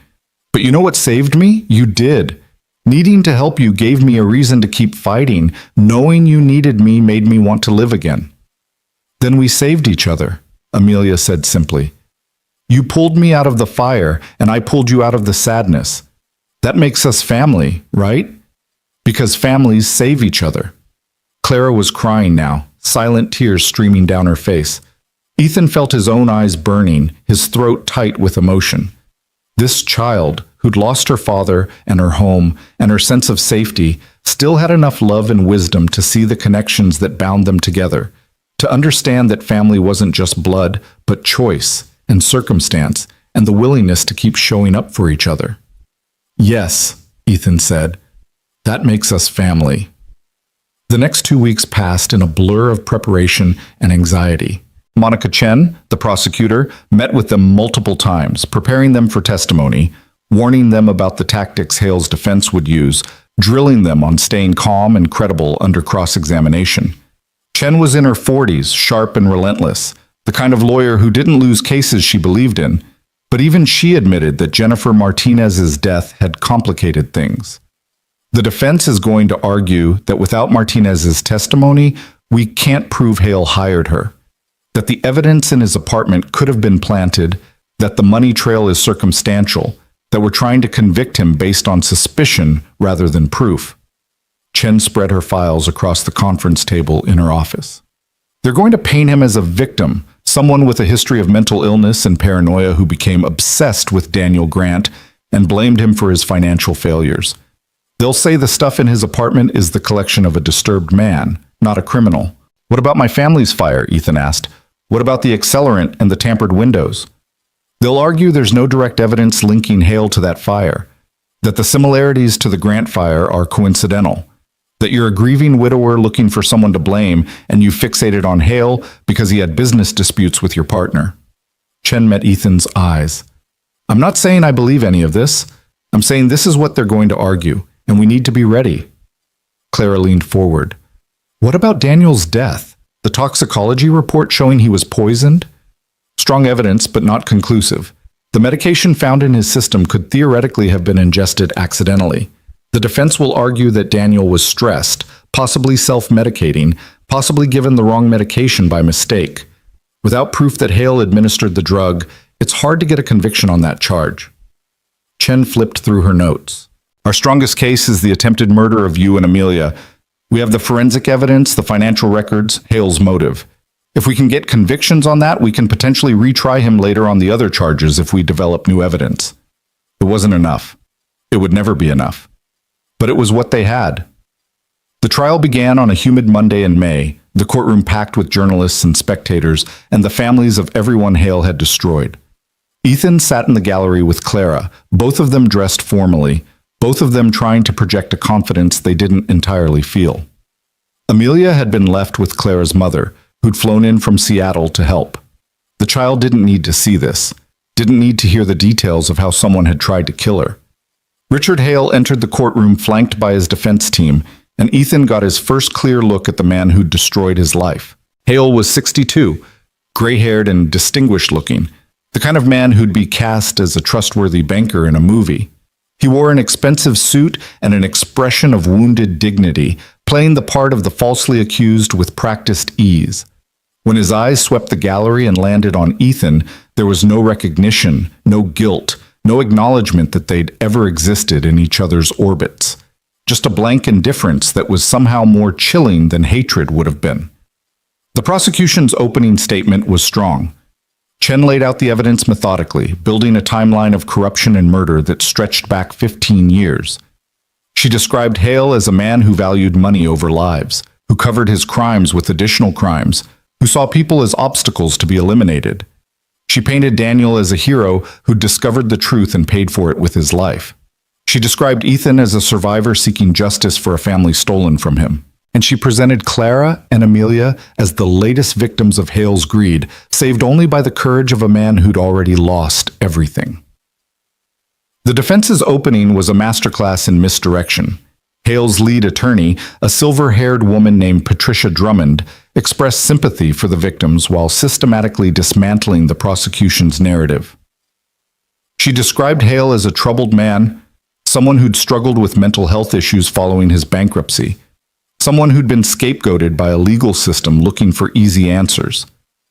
She suggested that Jennifer Martinez had acted alone, that her suicide note confirmed her guilt, that there was no proof Hale had hired her or even known her. She painted Daniel's death as tragic but natural, Ethan's family's fire as a separate tragedy with no connection to her client, and the Grant fire as a crime committed by a desperate woman that Hale had nothing to do with. By the end of the first day, Ethan felt sick. Drummond was good, too good, and the jury was listening. Two of them were even taking notes during her opening statement, underlining whatever point she was making that resonated. "Don't panic," Chen told them during a break. "Opening statements are just previews. The evidence is what matters, and we've got the evidence." But as the trial progressed through its second and third days, as forensic experts testified about accelerants and fire patterns, as financial analysts explained money trails and shell corporations, as police officers described the evidence found in Hale's apartment, Ethan watched the defense systematically chip away at every piece of the prosecution's case. The accelerant evidence could have been planted. The financial records showed payments but not what they were for. The evidence in Hale's apartment could have been gathered by a mentally ill man obsessed with the Grants rather than proof of criminal intent. On the fourth day, Clara took the stand. She wore a navy suit and spoke clearly, describing the night of the fire, waking to smoke, finding the door locked, trying desperately to protect Amelia while the house burned around them. She described hearing Ethan break down the door, the relief and terror of being carried through flames, the moment she realized someone had tried to kill them. "Mrs. Grant," Drummond said during cross-examination, her voice gentle and sympathetic, "you've been through a terrible trauma. No one disputes that. But isn't it possible you were confused? That in the chaos and fear, you misremembered certain details?" "I didn't misremember the door being locked from the outside," Clara said firmly. "But you hit your head. You had a concussion. Your own medical records show you were disoriented and confused when you arrived at the hospital." "I was disoriented from smoke inhalation and a head wound. I wasn't confused about someone locking me and my daughter in a burning room." Drummond smiled sadly, like she was dealing with a difficult child. "Mrs. Grant, is it possible the smart home system simply malfunctioned? That what seemed like someone locking you in was actually a technological glitch during a house fire?" The fire investigators said many things, but they can't prove who disabled your security system, can they? They can't prove it was my client rather than Ms. Martinez acting alone, or even a random hacker who saw an opportunity. The cross-examination lasted 2 hours, Drummond picking at every detail of Clara's testimony, suggesting alternative explanations for everything, planting seeds of doubt. By the time Clara stepped down, she looked exhausted and defeated. "You did great," Ethan told her outside the courtroom. "You told the truth. That's all you can do. The truth isn't enough, not when they have lawyers who can twist it into something else." On the fifth day, Ethan testified. He described his family, his life before the fire, the night they died. He explained his 5-year descent into grief and guilt, his nightly walks past the Grant mansion, the moment he saw smoke and ran toward it instead of away. He described carrying Amelia through flames, about knowing he might die but not caring as long as he got her out. He talked about learning the fire was arson, about the investigation into his family's deaths, about finally understanding that he couldn't have saved them because they'd been murdered. Monica Chen led him through it all carefully, building the emotional weight of his story, making the jury see him not as a witness, but as a human being who'd suffered unimaginably and survived. Then Drummond stood up for cross-examination, and Ethan braced himself. "Mr. Miles, you've testified that you believe my client is responsible for your family's deaths, but you have no proof of that, do you? The evidence shows your family died in a fire. Tragic, yes, but the fire at your home occurred 5 years ago, long before Ms. Martinez claims she was hired by my client. So unless you're suggesting Mr. Hale has been setting fires for years, there's no connection. The method was the same. Accelerant in multiple locations, windows tampered with, designed to kill. Designed, you say, as if fires have intent, as if they're not random, chaotic forces of nature." Drummond's voice was sharp now. "Mr. Miles, isn't it true that you were clinically depressed following your family's deaths?" "I was grieving." "You were more than grieving. You isolated yourself, quit your job, abandoned your friends and family. You've testified about walking past the Grant mansion every night. Some might call that stalking. Ethan felt his anger rising. I wasn't stalking. I was walking home from work. Through one of the wealthiest neighborhoods in Chicago? When you lived in Pilsen? That's quite a detour, isn't it? Drummond pulled out a map. According to this, the direct route from your workplace to your apartment is 3.2 miles. The route through the Gold Coast past the Grant Mansion is 4.7 miles. You were walking an extra mile and a half every night. Why? Because... Ethan faltered. How did he explain it? That he'd needed to walk past the house where his former business partner had lived, that seeing the lit windows had been his only connection to his old life, that it had kept him tethered to the world just barely enough to not let go entirely? Because you were obsessed with Daniel Grant's family, Drummond suggested. Because you blamed them for something. Maybe for your business partner not saving you after your tragedy. Maybe for living when your family had died. Maybe for reasons only you understand. That's not true, isn't it? You were outside their house the night of the fire. Isn't it possible you saw an opportunity? A chance to play hero? To insert yourself into their lives? To make them dependent on you? The courtroom erupted. Monica Chen was on her feet objecting. The judge was gaveling for order. Clara was shouting something Ethan couldn't hear over the roaring in his ears. Drummond had just accused him of setting the fire, of being the villain instead of the hero, of orchestrating the whole thing. Your Honor, the defense has no evidence to support these outrageous accusations, Chen was saying. Withdrawn, Drummond said smoothly. No further questions. The damage was done. Ethan could see it in the jurors' faces, the doubt that hadn't been there before. Even if they didn't believe he'd set the fire, even if they thought Drummond's suggestion was ridiculous, she'd accomplished her goal. She'd made him look unstable, obsessive, potentially dangerous. She'd transformed his nightly walks from evidence of grief to evidence of something darker. That evening, back at the hotel, Ethan was ready to give up. They're going to acquit him. Drummond destroyed my credibility. The jury thinks I'm crazy. You're not crazy, Clara said fiercely. You're a man who lost everything and survived. That's not weakness, that's strength. It doesn't matter what it actually is. It matters what the jury thinks it is. Then we change what they think. Clara was pacing now, her mind working. Chen still has rebuttal witnesses. She can call character witnesses for you, people who knew you before, who can testify about who you really are. Who? Everyone from my old life is gone. I burned those bridges, Clara. There's no one left. There's me. There's Amelia. There's your mother. There's Daniel's colleagues who remember you. Clara stopped pacing and looked at Ethan.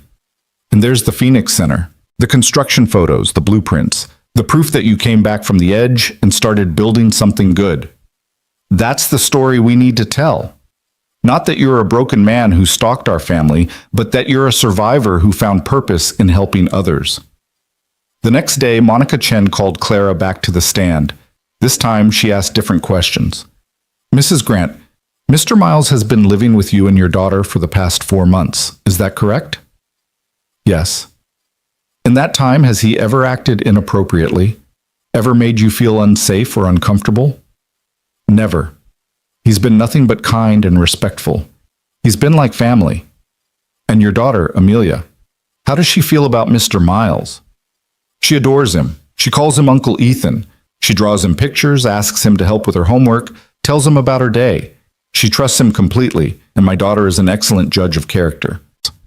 Chen presented photos of Ethan at the Phoenix Center construction site, working alongside contractors, reviewing blueprints, clearly engaged and professional. She called 2 of Daniel's former colleagues who testified about Ethan's brilliance as an architect, his integrity, his devotion to his family before they died. She called Dr. Patel, who testified about Ethan's progress in therapy, about how he was actively working through his trauma in healthy ways. And finally, she called Ethan's mother, who flew in from Florida and sat in the witness box with tears streaming down her face as she described her son before the fire, the devastation afterward, and the miracle of having him back in her life. My son is a good man, she said. The best man I know. What happened to his family broke him, but it didn't destroy him. He saved 2 lives that night, risked his own life without hesitation. That's who Ethan is. That's who he's always been. The prosecution rested. The defense called their own experts, their own witnesses, people who testified about Hale's character and Jennifer Martinez's history of financial desperation. But they couldn't erase what Chen had established, that Ethan Miles was a hero, not a villain, and that Richard Hale had the motive, opportunity, and means to have orchestrated everything. The jury deliberated for 3 days. 3 days during which Ethan, Clara, and Amelia stayed in the hotel suite, barely eating, barely sleeping, waiting for 12 strangers to decide whether justice existed or whether evil could buy its way out of consequences. On the afternoon of the 3rd day, word came. The jury had reached a verdict. The courtroom was silent as the jury foreman stood up, as the judge asked if they'd reached a unanimous decision, as the foreman confirmed they had. Ethan gripped Clara's hand so tightly he was probably hurting her, but she didn't pull away. On the charge of attempted murder of Clara Grant, how do you find? We find the defendant guilty. The courtroom exhaled as one, but there were more charges. On the charge of attempted murder of Amelia Grant, how do you find? Guilty. On the charge of arson in the 1st degree? Guilty. On the charge of murder in the 1st degree of Daniel Grant? Guilty. Clara was sobbing now, her whole body shaking. Ethan felt tears on his own face, hot and liberating. On the charge of murder in the 2nd degree of Sarah Miles, Emma Miles, and Jacob Miles, the pause seemed to last forever. Guilty on all counts. Richard Hale, who'd sat expressionless through the entire verdict, finally reacted. His face crumpled, aged 10 years in an instant, as the weight of what he'd done and what would happen to him crashed down. He was 62 years old. With the sentences these convictions would carry, he'd die in prison. He'd never be free again. Outside the courthouse, surrounded by reporters and cameras, Monica Chen made a statement about justice being served, about the victims finally getting closure. But Ethan wasn't listening. He was holding Clara as she cried tears of relief and grief and exhaustion. He was thinking about Sarah and Emma and Jacob, about Daniel, about Jennifer Martinez's daughter who'd lost her mother but would be cared for by the foundation Clara was already planning to support her. It's over, Clara whispered. It's finally over. But Ethan knew it wasn't over. Not really. The trial was over, the verdict was in, Hale would be sentenced and sent away. But the work of healing, of building new lives from the ruins of old ones, of transforming grief into purpose, that work was just beginning. The Phoenix Center still needed to be completed. Amelia still needed to grow up knowing she was safe and loved. Clara needed to keep running her company and her foundation. And Ethan needed to keep showing up, keep designing, keep choosing life over the comfortable numbness of merely existing. That night, the 3 of them sat in the hotel suite with the lights of Chicago glittering below them. Amelia had fallen asleep on the couch between Ethan and Clara, her head on his shoulder, her hand holding her mother's. They'd ordered pizza and actually ate it, the first real meal any of them had managed in days. What happens now? Clara asked quietly, not wanting to wake her daughter. Now we build, Ethan said. We finish the Phoenix Center. We help people who've lost everything find a way forward. We prove that Hale didn't win, that his fires created survivors instead of just victims. And us? What are we? Ethan looked at this woman who'd become his friend, his business partner, his family. He looked at the child sleeping against him, the child who'd watched him from her window and somehow known he was worth saving. He thought about Daniel, about the business partner and friend who'd believed in him, even after he disappeared, who'd kept his name on the firm because he knew Ethan would come back someday. We're people who refuse to let the worst thing that happened to us be the last thing that defined us, Ethan said. We're people who chose hope over despair, action over paralysis, life over the slow death of giving up. We're not perfect. We're still healing, still figuring it out, still carrying scars that will probably never fully fade. But we're here. We're alive. We're building something good from the ashes, and that's enough. That's more than enough. Clara smiled through fresh tears. Daniel would be proud of you, of both of us. Sarah, too. And Emma and Jacob. Ethan felt the familiar ache of missing them, but it was softer now, less crushing. They'd want us to keep living, to keep building, to make sure their deaths meant something. The Phoenix Center is their legacy as much as Daniel's. Every family that finds help there, every life that gets rebuilt, that's proof that love doesn't die just because people do, that the good we do outlasts us. Outside, Chicago glittered with possibility, with the lives of millions of people all carrying their own griefs and hopes and impossible burdens. Somewhere in that city, there were families who'd lost everything and needed help. Soon, very soon, the Phoenix Center would open its doors to them. And Ethan Miles, the man who'd spent 5 years as a ghost, would be there to welcome them home, to show them that survival was possible, that healing was real, that the human spirit could endure even the hottest flames and emerge scarred but unbroken, damaged but still capable of extraordinary things. The fire had tried to destroy them all, but in the end, all it had done was forge them into something stronger than steel, more resilient than stone, more enduring than any building Ethan had ever designed. They were survivors. They were family. They were living proof that even in the darkest night, even in the hottest flames, hope could survive if you were brave enough to carry it. 6 months later, on a crisp November morning that smelled of possibility and new beginnings, Ethan stood in front of the completed Phoenix Center and felt something he hadn't experienced in 6 years. Pure, uncomplicated joy. The building rose 3 stories against the autumn sky, its facade a harmony of glass and warm brick that seemed to glow in the morning light. Daniel's original vision had been beautiful, but what Ethan had created, what they'd all created together, was something more. It was hope made tangible, grief transformed into shelter, loss reimagined as the foundation for helping others find their way home. The grand opening was scheduled for 10 o'clock, and already people were gathering. City officials and donors, families who'd be among the first residents, reporters documenting this moment when something good rose from the ashes of tragedy. But Ethan wasn't watching the crowd. He was looking at the bronze plaque being installed beside the main entrance, the one that read, "The Daniel Grant Phoenix Center, in memory of Daniel Grant, Sarah Miles, Emma Miles, and Jacob Miles. From the ashes, we rise."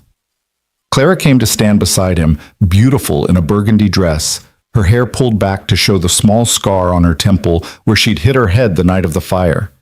She'd stopped covering it with makeup months ago, had decided scars were nothing to hide. They were proof you'd survived something that tried to kill you. "It's perfect," she said softly. Daniel would have loved it. The way the light comes through those windows, the courtyard where kids can play safely, the common spaces designed to feel like home instead of an institution. You honored his vision and made it better. "We made it better," Ethan corrected. "None of this happens without you, without your foundation, your funding, your refusal to let grief be the end of the story." Amelia appeared between them, wearing a navy dress with white flowers and clutching a rolled-up piece of paper. She was 7 now, taller and more confident, but still carrying that same luminous certainty that had made her watch Ethan from her window and believe he'd come when she needed him. "Can I read my speech now, before everyone gets here? I want to practice on you first." "Of course, sweetheart." Clara knelt down to Amelia's level. "Go ahead." Amelia unrolled her paper and cleared her throat with exaggerated seriousness. "My name is Amelia Rose Grant, and my daddy died when I was 4 years old. I don't remember everything about him, but my mommy tells me stories. She says he wanted to build a place where people who lost everything could feel safe again. Then our house burned down and someone tried to hurt me and mommy. But Uncle Ethan saved us. He ran into the fire even though he was scared, even though he could have died, because that's what heroes do. They help people even when it's hard." She looked up from her paper. "Is that good so far?" "It's perfect," Ethan said, his voice rough with emotion. "Keep going." Uncle Ethan lost his family in a fire too, a long time ago. It made him so sad he couldn't see anything good anymore. But then he saved us and we saved him back because that's what families do. And now we built this place together for people who are sad like we were sad, who lost things like we lost things.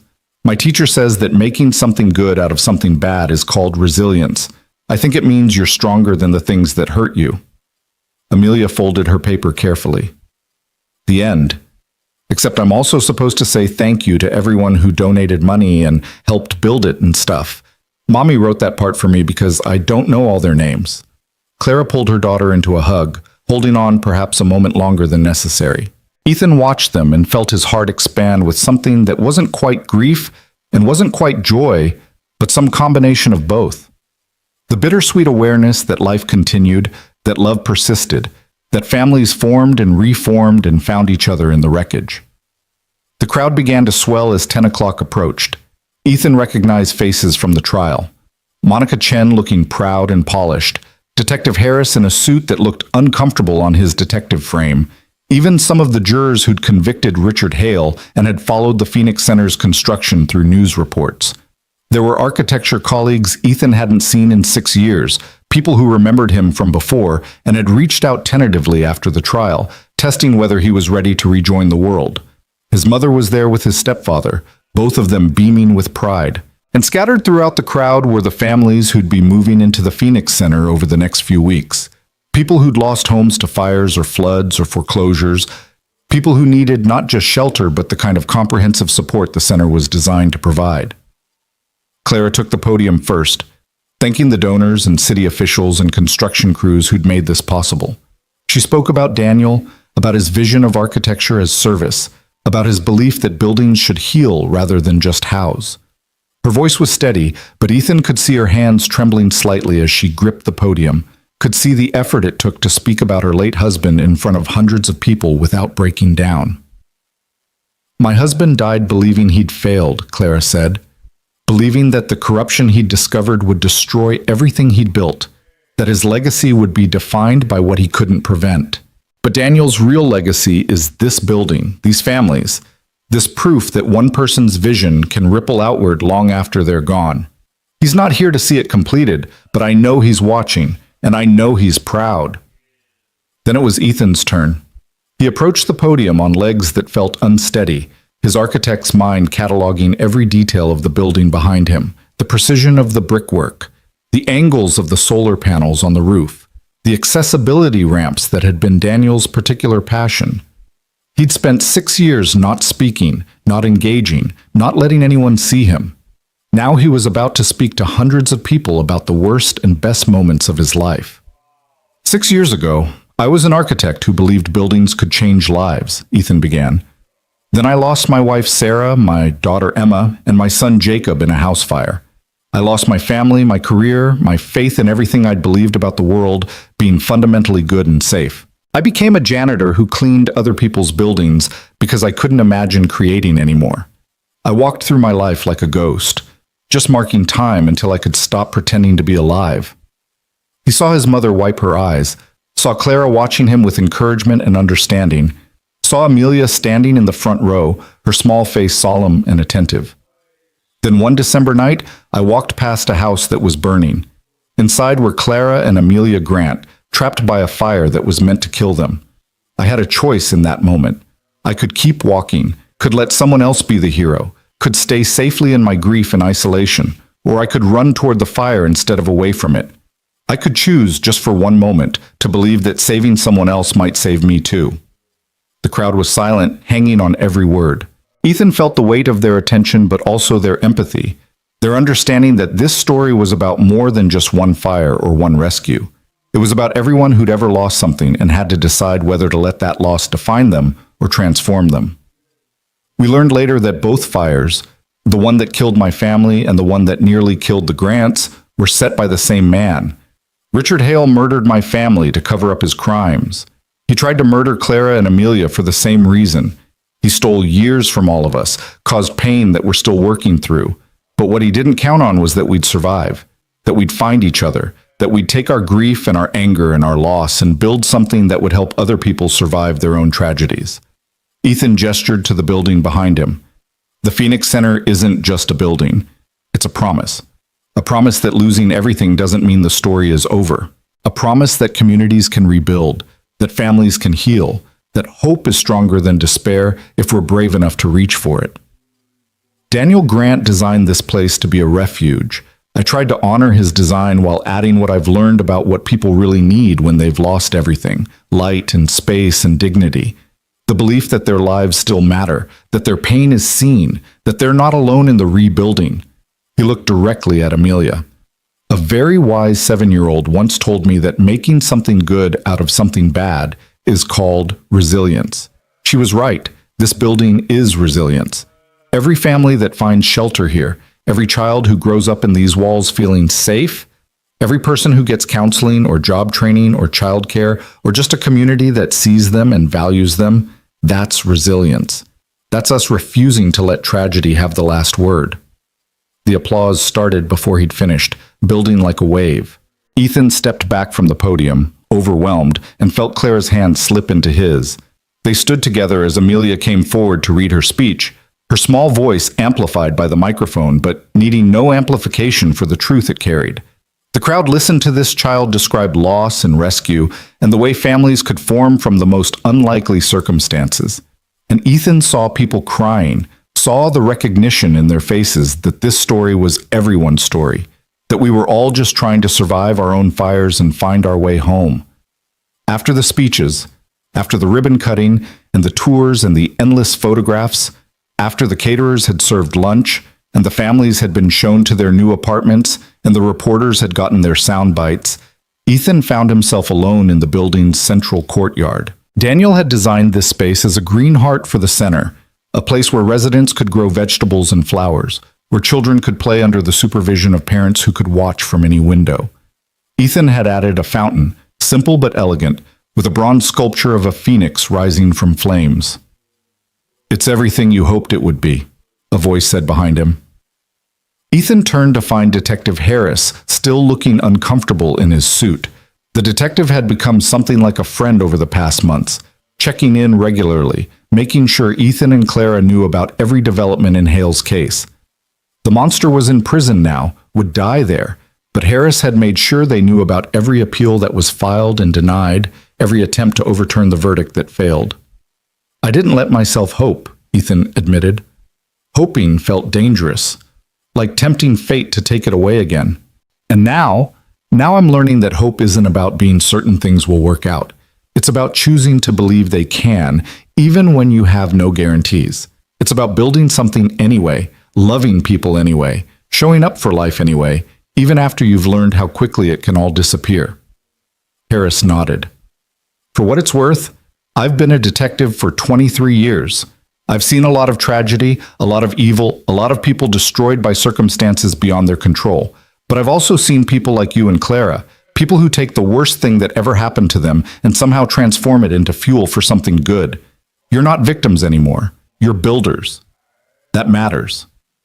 After Harris left, Ethan sat on the edge of the fountain and watched the water cascade over the bronze phoenix. He thought about Sarah and Emma and Jacob, about whether they could see this somehow, whether the dead watched over the living or whether that was just a comforting story people told themselves. He decided it didn't matter. Whether they could see it or not, he was living in a way that honored them. He was creating beauty, helping people, choosing life over the slow death of depression and isolation. He was being the man Sarah had fallen in love with, the father Emma and Jacob had looked up to, the architect who believed buildings could heal. "Uncle Ethan?" Amelia had appeared beside the fountain, her dress slightly grass-stained from playing in the courtyard with some of the other children who'd be living at the center. "Mommy says we have to go soon, but I wanted to give you something first." She pulled out another drawing, this one carefully preserved in a plastic sleeve. It showed the Phoenix Center exactly as it looked now, surrounded by people and flowers and sunshine. In the sky above, she'd drawn 4 stars, each one with a face: Daniel, Sarah, Emma, and Jacob. "They're watching over us," Amelia said, "making sure we did it right. And I think they're happy. I think they're proud." Ethan took the drawing with hands that trembled. "Thank you, Amelia. This is the most beautiful thing anyone's ever given me." "You're welcome. Also, Mommy wanted me to ask you something, but she's being shy about it, which is weird because Mommy is never shy." Amelia's expression turned mischievous. "She wants to know if you want to move into the new house with us instead of staying at the hotel." Ethan's heart stuttered. "What new house?" "The one we're building or buying. I don't know the details because they think I'm too young to understand real estate, but basically we're getting a real house again, and Mommy wants to know if you want to have your own room there. Like, officially live with us. As family." Clara had appeared at the courtyard entrance, looking mortified. "Amelia Rose Grant. I was going to ask him myself."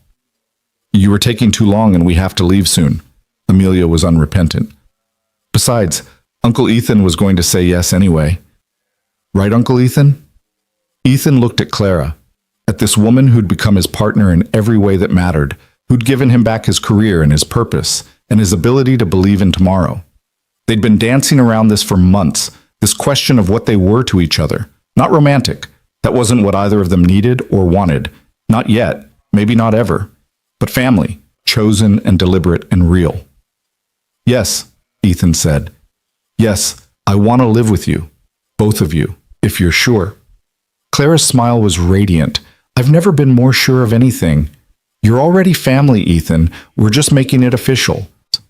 They left the Phoenix Center as the sun began to set, painting the building in shades of gold and amber that made it look like it was glowing from within.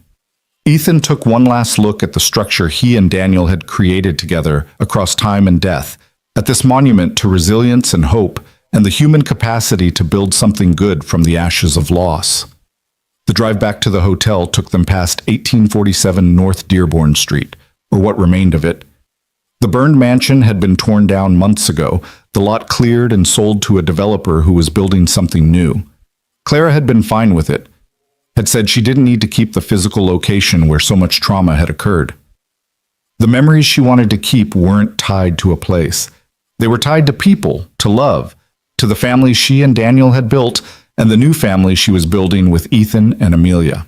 But as they passed the empty lot, Ethan thought about that December night 6 years ago when everything had changed.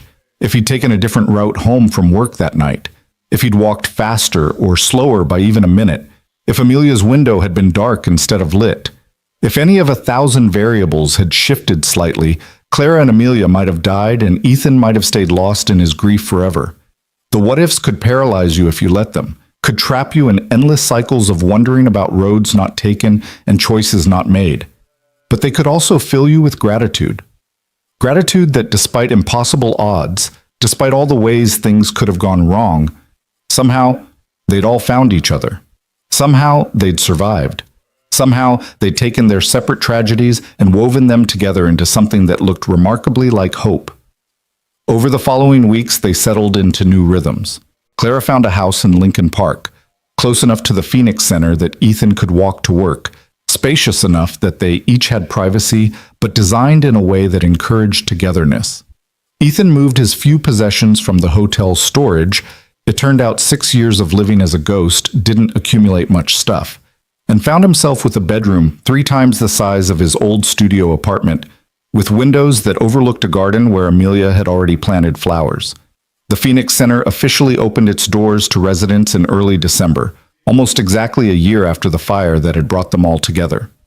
The first families moved in with a mixture of hope and hesitation, people who'd been burned before, sometimes literally, and were learning to trust that this time might be different, that this place might actually be what it promised. Ethan met them all, learned their stories, understood their fears. There was Marcus, a construction worker who'd lost his family's home to a gas explosion and was trying to rebuild his life while supporting his 2 teenagers. There was Sophia, a young mother who'd fled domestic violence with her 3 children and needed not just housing but counseling and job training and childcare so she could finish her nursing degree. There was the Chen family, immigrants who'd lost everything in an apartment fire set by a negligent landlord and were learning to navigate a system that hadn't been designed with them in mind. Each family had their own tragedy, their own version of the fire that had burned their life down. And Ethan found that talking to them helped him too, reminded him that survival wasn't about forgetting what you'd lost, but about choosing to build something new with what remained.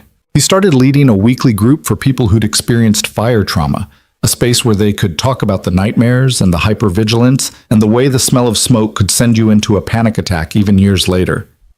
"Does it get easier?" Marcus asked during one session, his voice heavy with exhaustion. "This feeling like everything could burn down again at any moment?" Ethan thought about his answer carefully. Not easier exactly, but different. You learn to live with the fear instead of being controlled by it. You learn that surviving once means you can survive again if you have to. And you learn to appreciate what you have while you have it, because you know now that nothing is guaranteed. "That sounds exhausting," Sophia said. "It is, But it's also liberating in a strange way. When you stop expecting the world to be safe, you stop being angry at it for not being safe. You accept that terrible things happen, that we're all more fragile than we want to admit, and then you decide to live fully anyway. To love people anyway. To build and create and hope anyway, even though you know it could all disappear. Dr. Patel, who sat in on the sessions occasionally to provide professional guidance, nodded approvingly. That's called post-traumatic growth. When trauma doesn't just damage you, but actually transforms you in ways that make you stronger, more empathetic, more aware of what really matters. I'd still rather have my house back, Marcus said. Rather have my kids not have to change schools, not have to explain to their friends why we're living in a shelter. Of course, Ethan agreed. This isn't about being grateful for the trauma. It's about acknowledging that since the trauma happened anyway, since we can't undo it, we have a choice in how we respond to it. We can let it destroy us, or we can let it forge us into something stronger than we were before. The sessions became some of the most important work Ethan did, more meaningful even than the architecture because they dealt with the human hearts that would inhabit the spaces he'd designed. He was still learning, still figuring out this new version of himself, still having bad days when the grief felt as fresh as the day his family died. But he was also having good days, days when he laughed at Amelia's jokes and helped Clara with the foundation's paperwork, and felt genuinely excited about a new design project. The bad days and good days coexisted, and he was learning that was okay, that healing wasn't linear, and wholeness didn't mean the absence of pain. Christmas came, and with it, a celebration at the Phoenix Center that filled the building with light and laughter. Families who'd had nothing decorated their apartments with dollar store ornaments and homemade decorations. Children who'd been living in cars or shelters or doubled up with relatives ran through the hallways with an energy born of finally having a safe place to be children. Clara's foundation provided gifts for everyone, but more importantly, it provided community. People who understood loss because they'd experienced it themselves, who could support each other without judgment or pity because they were all in the same boat. Ethan found himself standing in the central courtyard, now decorated with strings of lights that turned the fountain into something magical, and felt Sarah's presence more strongly than he had in years.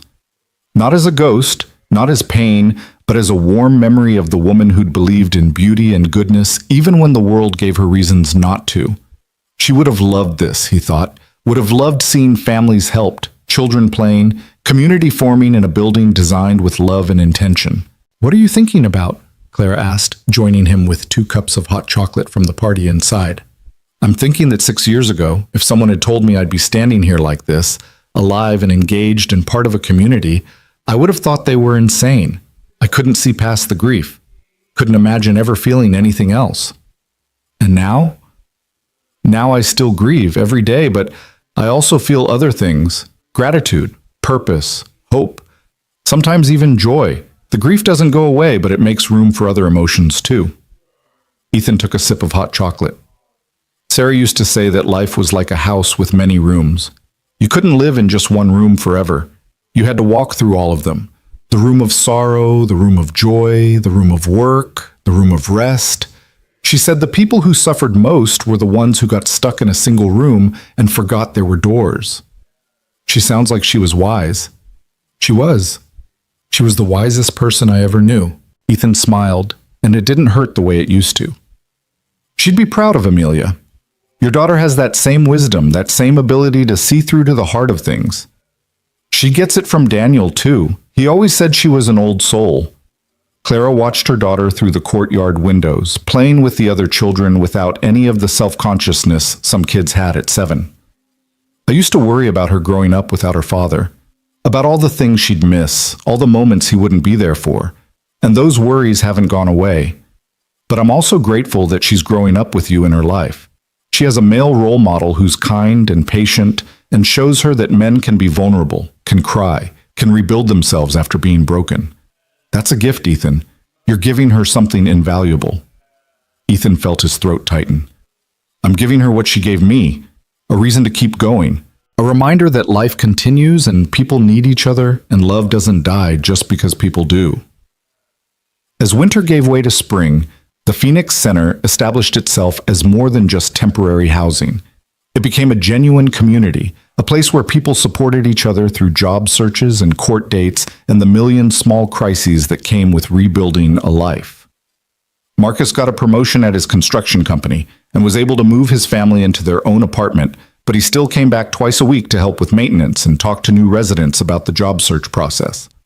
Sophia finished her nursing degree and got a position at Northwestern Memorial, the same hospital where Ethan had recovered after the fire. The Chen family's oldest daughter was accepted to Northwestern University with a full scholarship, the first in her family to attend college. These were the success stories, the ones that made the local news and brought more donations to Clara's foundation.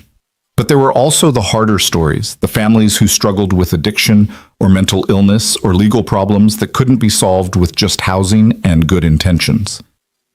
Ethan learned that rescue wasn't a one-time event, but an ongoing process.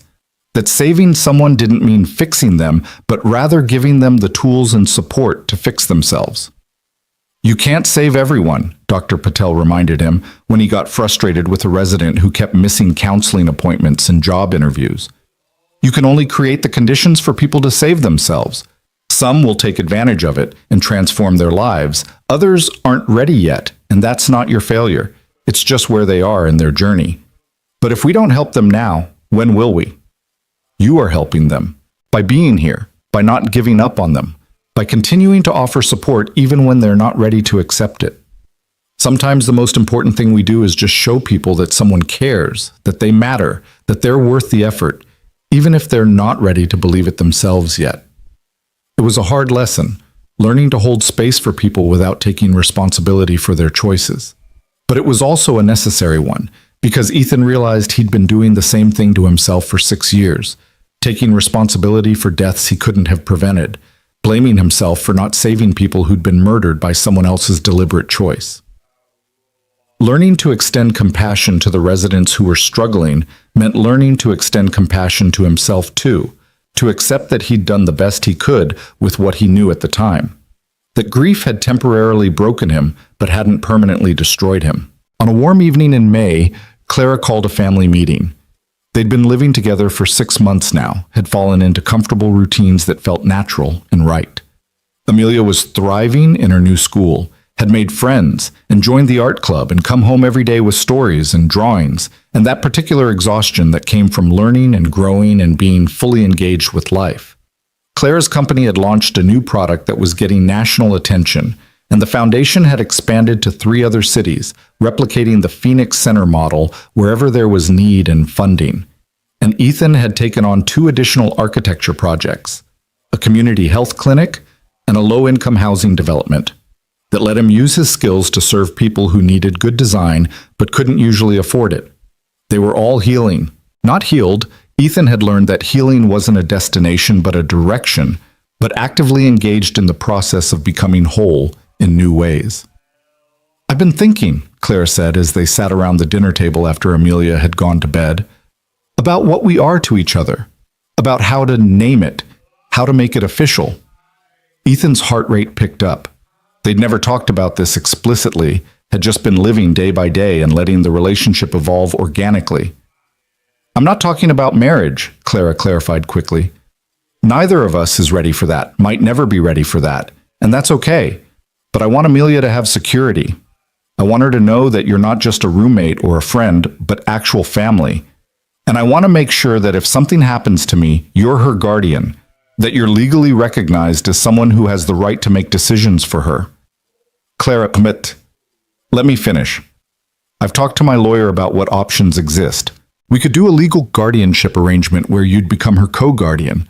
We could look into you adopting her as a second parent, though that's complicated when there's no romantic relationship. Or we could keep things as they are legally, but put it in my will that you're her guardian if I die." Clara took a breath.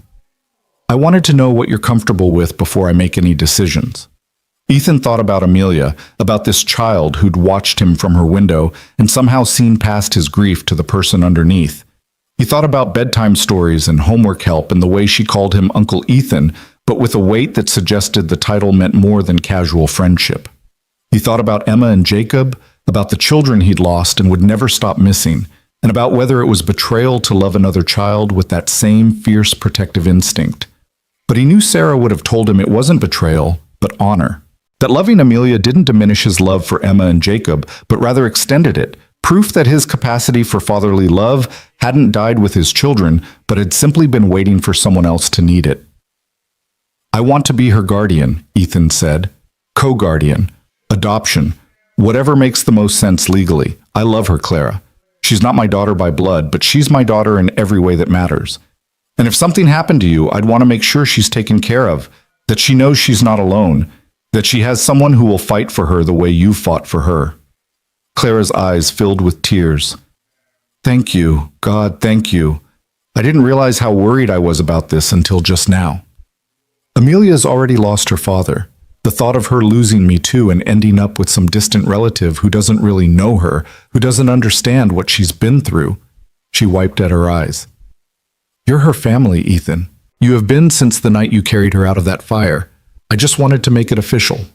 They worked with lawyers over the following weeks to establish a co-guardianship arrangement. It was complicated.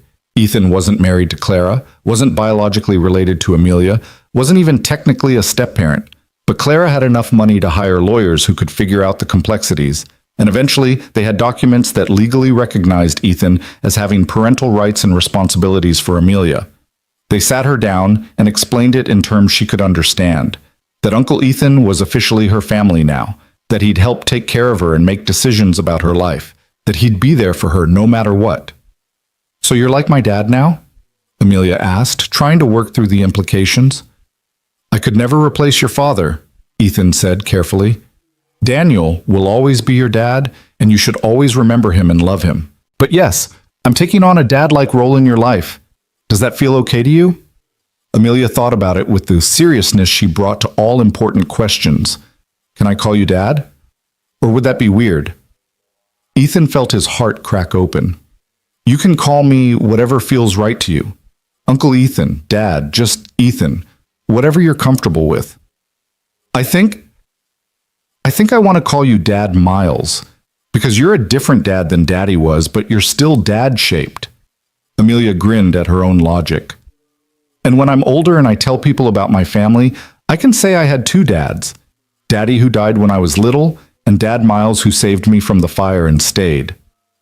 Dad Miles, Ethan repeated, testing the words. They felt strange and wonderful and terrifying all at once. I'd be honored to be Dad Miles.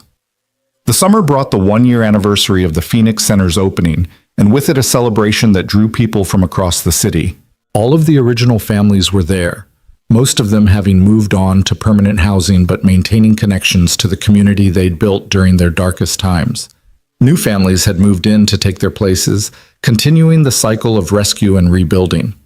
Clara's foundation had raised enough money to start construction on Phoenix Centers in 3 other cities, each one designed by Ethan using Daniel's original concepts adapted to local needs. But the centerpiece of the anniversary celebration was the memorial garden they'd created in the courtyard. Bronze plaques listed the names of everyone who died in fires in Chicago over the past decade, including Sarah, Emma, Jacob, and Daniel. It wasn't just a memorial to the dead, but a promise to the living, that their losses wouldn't be forgotten, that something good could rise from even the most terrible tragedies, that love and community and purpose could grow in soil fertilized by grief. Ethan stood in front of the plaque bearing his family's names and felt Clara's hand slip into his left hand and Amelia's into his right. They stood together, this chosen family born from fire and loss, and the decision to keep living anyway. And Ethan finally understood what Sarah had meant about houses with many rooms. He'd spent 6 years locked in the room of sorrow, convinced it was the only room he deserved, the only room that made sense after losing everything. But Clara and Amelia had opened doors he didn't know existed, had shown him that grief and joy could coexist, that you could honor the dead while embracing the living, that the human heart was vast enough to hold both terrible loss and unexpected gifts. Do you think they can see us? Amelia asked, looking at the names on the plaque. All the people who died. Do you think they know what we built? I think, Ethan said slowly, choosing his words with care, that if there's any kind of afterlife, if there's any way for the dead to remain connected to us, they see us in the way that matters most. Not watching us like a movie, but living on through the choices we make, the love we share, the way we refuse to let their deaths be the end of the story. Your dad is in this building because we used his designs. My family is in the work we do helping other families survive their own fires. They're not gone as long as we keep carrying them forward." "I like that," Amelia decided. "It means they're not really dead. They're just different. Like the phoenix in the fountain. They burned away, but they turned into something else. Something that helps people." Out of the mouths of children, Ethan thought for what must have been the 100th time. This 8-year-old understood transformation in a way that many adults never grasped. She understood that death wasn't the opposite of life, but part of it. That loss created space for new forms of love. That the people we'd been and the people we'd become were all part of the same continuous story. As the sun set over Chicago, turning the Phoenix Center golden in the late light, Ethan felt something he'd thought was impossible 6 years ago. He felt grateful. Not grateful for the fire or the deaths or the trauma, but grateful for the unexpected gift of this new family, this meaningful work, this second chance at a life that mattered. Grateful that on one December night, a little girl had watched from her window and believed in him when he didn't believe in himself. Grateful that grief hadn't killed him, that purpose had found him even in his darkest moment, that love had proven stronger than loss. The night ended with everyone gathered in the central courtyard, surrounded by the memorial garden and the fountain with its bronze phoenix, and Ethan was asked to say a few words. He looked at the faces around him, families who'd survived their own fires, literal and metaphorical, people who'd lost everything and were learning to build new lives from the ashes. He looked at Clara and Amelia, at his mother and stepfather who'd flown in for the celebration, at Detective Harris and Monica Chen, and all the people who'd helped ensure that Richard Hale faced justice. He looked at the building itself, this monument to resilience and hope that he and Daniel had created together across the barrier of death. 1 year ago, Ethan began, this place opened its doors to people who'd lost everything. We called it the Phoenix Center because we believed in rebirth, in rising from ashes, in the possibility of transformation. But what I've learned over this year is that being a phoenix isn't a one-time event. It's a daily choice. Every morning, we wake up and decide whether to stay in the ashes or to rise from them. Some days rising is easy. Some days it takes everything we have just to get out of bed. But every day that we choose life over despair, action over paralysis, hope over cynicism, every one of those days we're being the phoenix. We're proving that fire doesn't get the last word. He paused, gathering his thoughts. I lost my family to fire. Clara and Amelia nearly died in one. Everyone here has their own story of loss, their own fire that burned down the life they'd built. But look at us now. Look at this building, this community, these children playing safely while their parents rebuild. Look at what we've created together. The fires tried to destroy us. Instead, they forged us into something stronger than we were before. They taught us that we're more resilient than we knew, more capable of survival than we imagined, more deserving of second chances than we believed. Ethan felt his voice thicken with emotion, but pushed through. To everyone who's walked through the doors of the Phoenix Center this year, thank you for letting us be part of your journey. Thank you for trusting us with your stories. Thank you for choosing to rise when staying down would have been easier. You inspire me every single day. You remind me why this work matters, why hope isn't naive but revolutionary, why love persists even after the worst has happened. He looked directly at Clara and Amelia, and to my family, because that's what you are, my family in every way that matters. Thank you for saving me. I ran into a burning building to save you, but you're the ones who really did the saving. You reminded me that life continues, that families form in unexpected ways, that grief doesn't have to be the end of the story, but can be the beginning of a new chapter. I love you both more than I have words for. Amelia was crying, Clara was crying, and Ethan realized he was crying too. But they were good tears, healing tears, tears that washed away some of the accumulated pain of the past 6 years and left something cleaner, clearer, more alive in its place. The crowd applauded, and someone started singing, and soon everyone joined in, their voices rising together in the twilight, carrying hope and healing and the promise of tomorrow into the gathering dark. The Phoenix Center glowed with light from every window, a beacon in the Chicago night, proof that from the ashes of tragedy, something beautiful could rise. Ethan stood with his arm around Clara's shoulders and Amelia pressed against his side, and he thought about the journey that had brought them here. The grief and guilt, the fire and rescue, the trial and vindication, the slow, painful work of rebuilding lives that had been shattered. He thought about Sarah and Emma and Jacob, about Daniel, about all the people who died in fires who couldn't be here to see what their deaths had inspired. And he made them a promise in the silence of his heart that he would keep building, keep helping, keep choosing life and hope and love. Keep being the phoenix that rose from the ashes of loss to create something that mattered. Because in the end, that was all any of them could do. Keep rising, keep building, keep believing that tomorrow could be better than yesterday. Keep loving even though love meant risking loss. Keep opening your heart even though hearts could break. Keep being brave enough to walk toward fire instead of away from it, because sometimes the thing you fear most is exactly where you need to go to find what you've been missing. The phoenix didn't rise from the ashes once. It rose again and again, every day, every moment, every time it chose transformation over destruction, hope over despair, life over the comfortable numbness of merely existing. And standing in the courtyard of the center that bore his best friend's name, surrounded by the family he'd found and the community they'd built together, Ethan Miles finally understood what it meant to be truly alive again. The fire had taken everything, but it hadn't won. Because they were still here, still rising, still proving that love was stronger than loss and hope was stronger than despair, and the human spirit was more resilient than any flame. They were the phoenix, all of them, rising together from the ashes of their separate tragedies into something that looked remarkably like grace.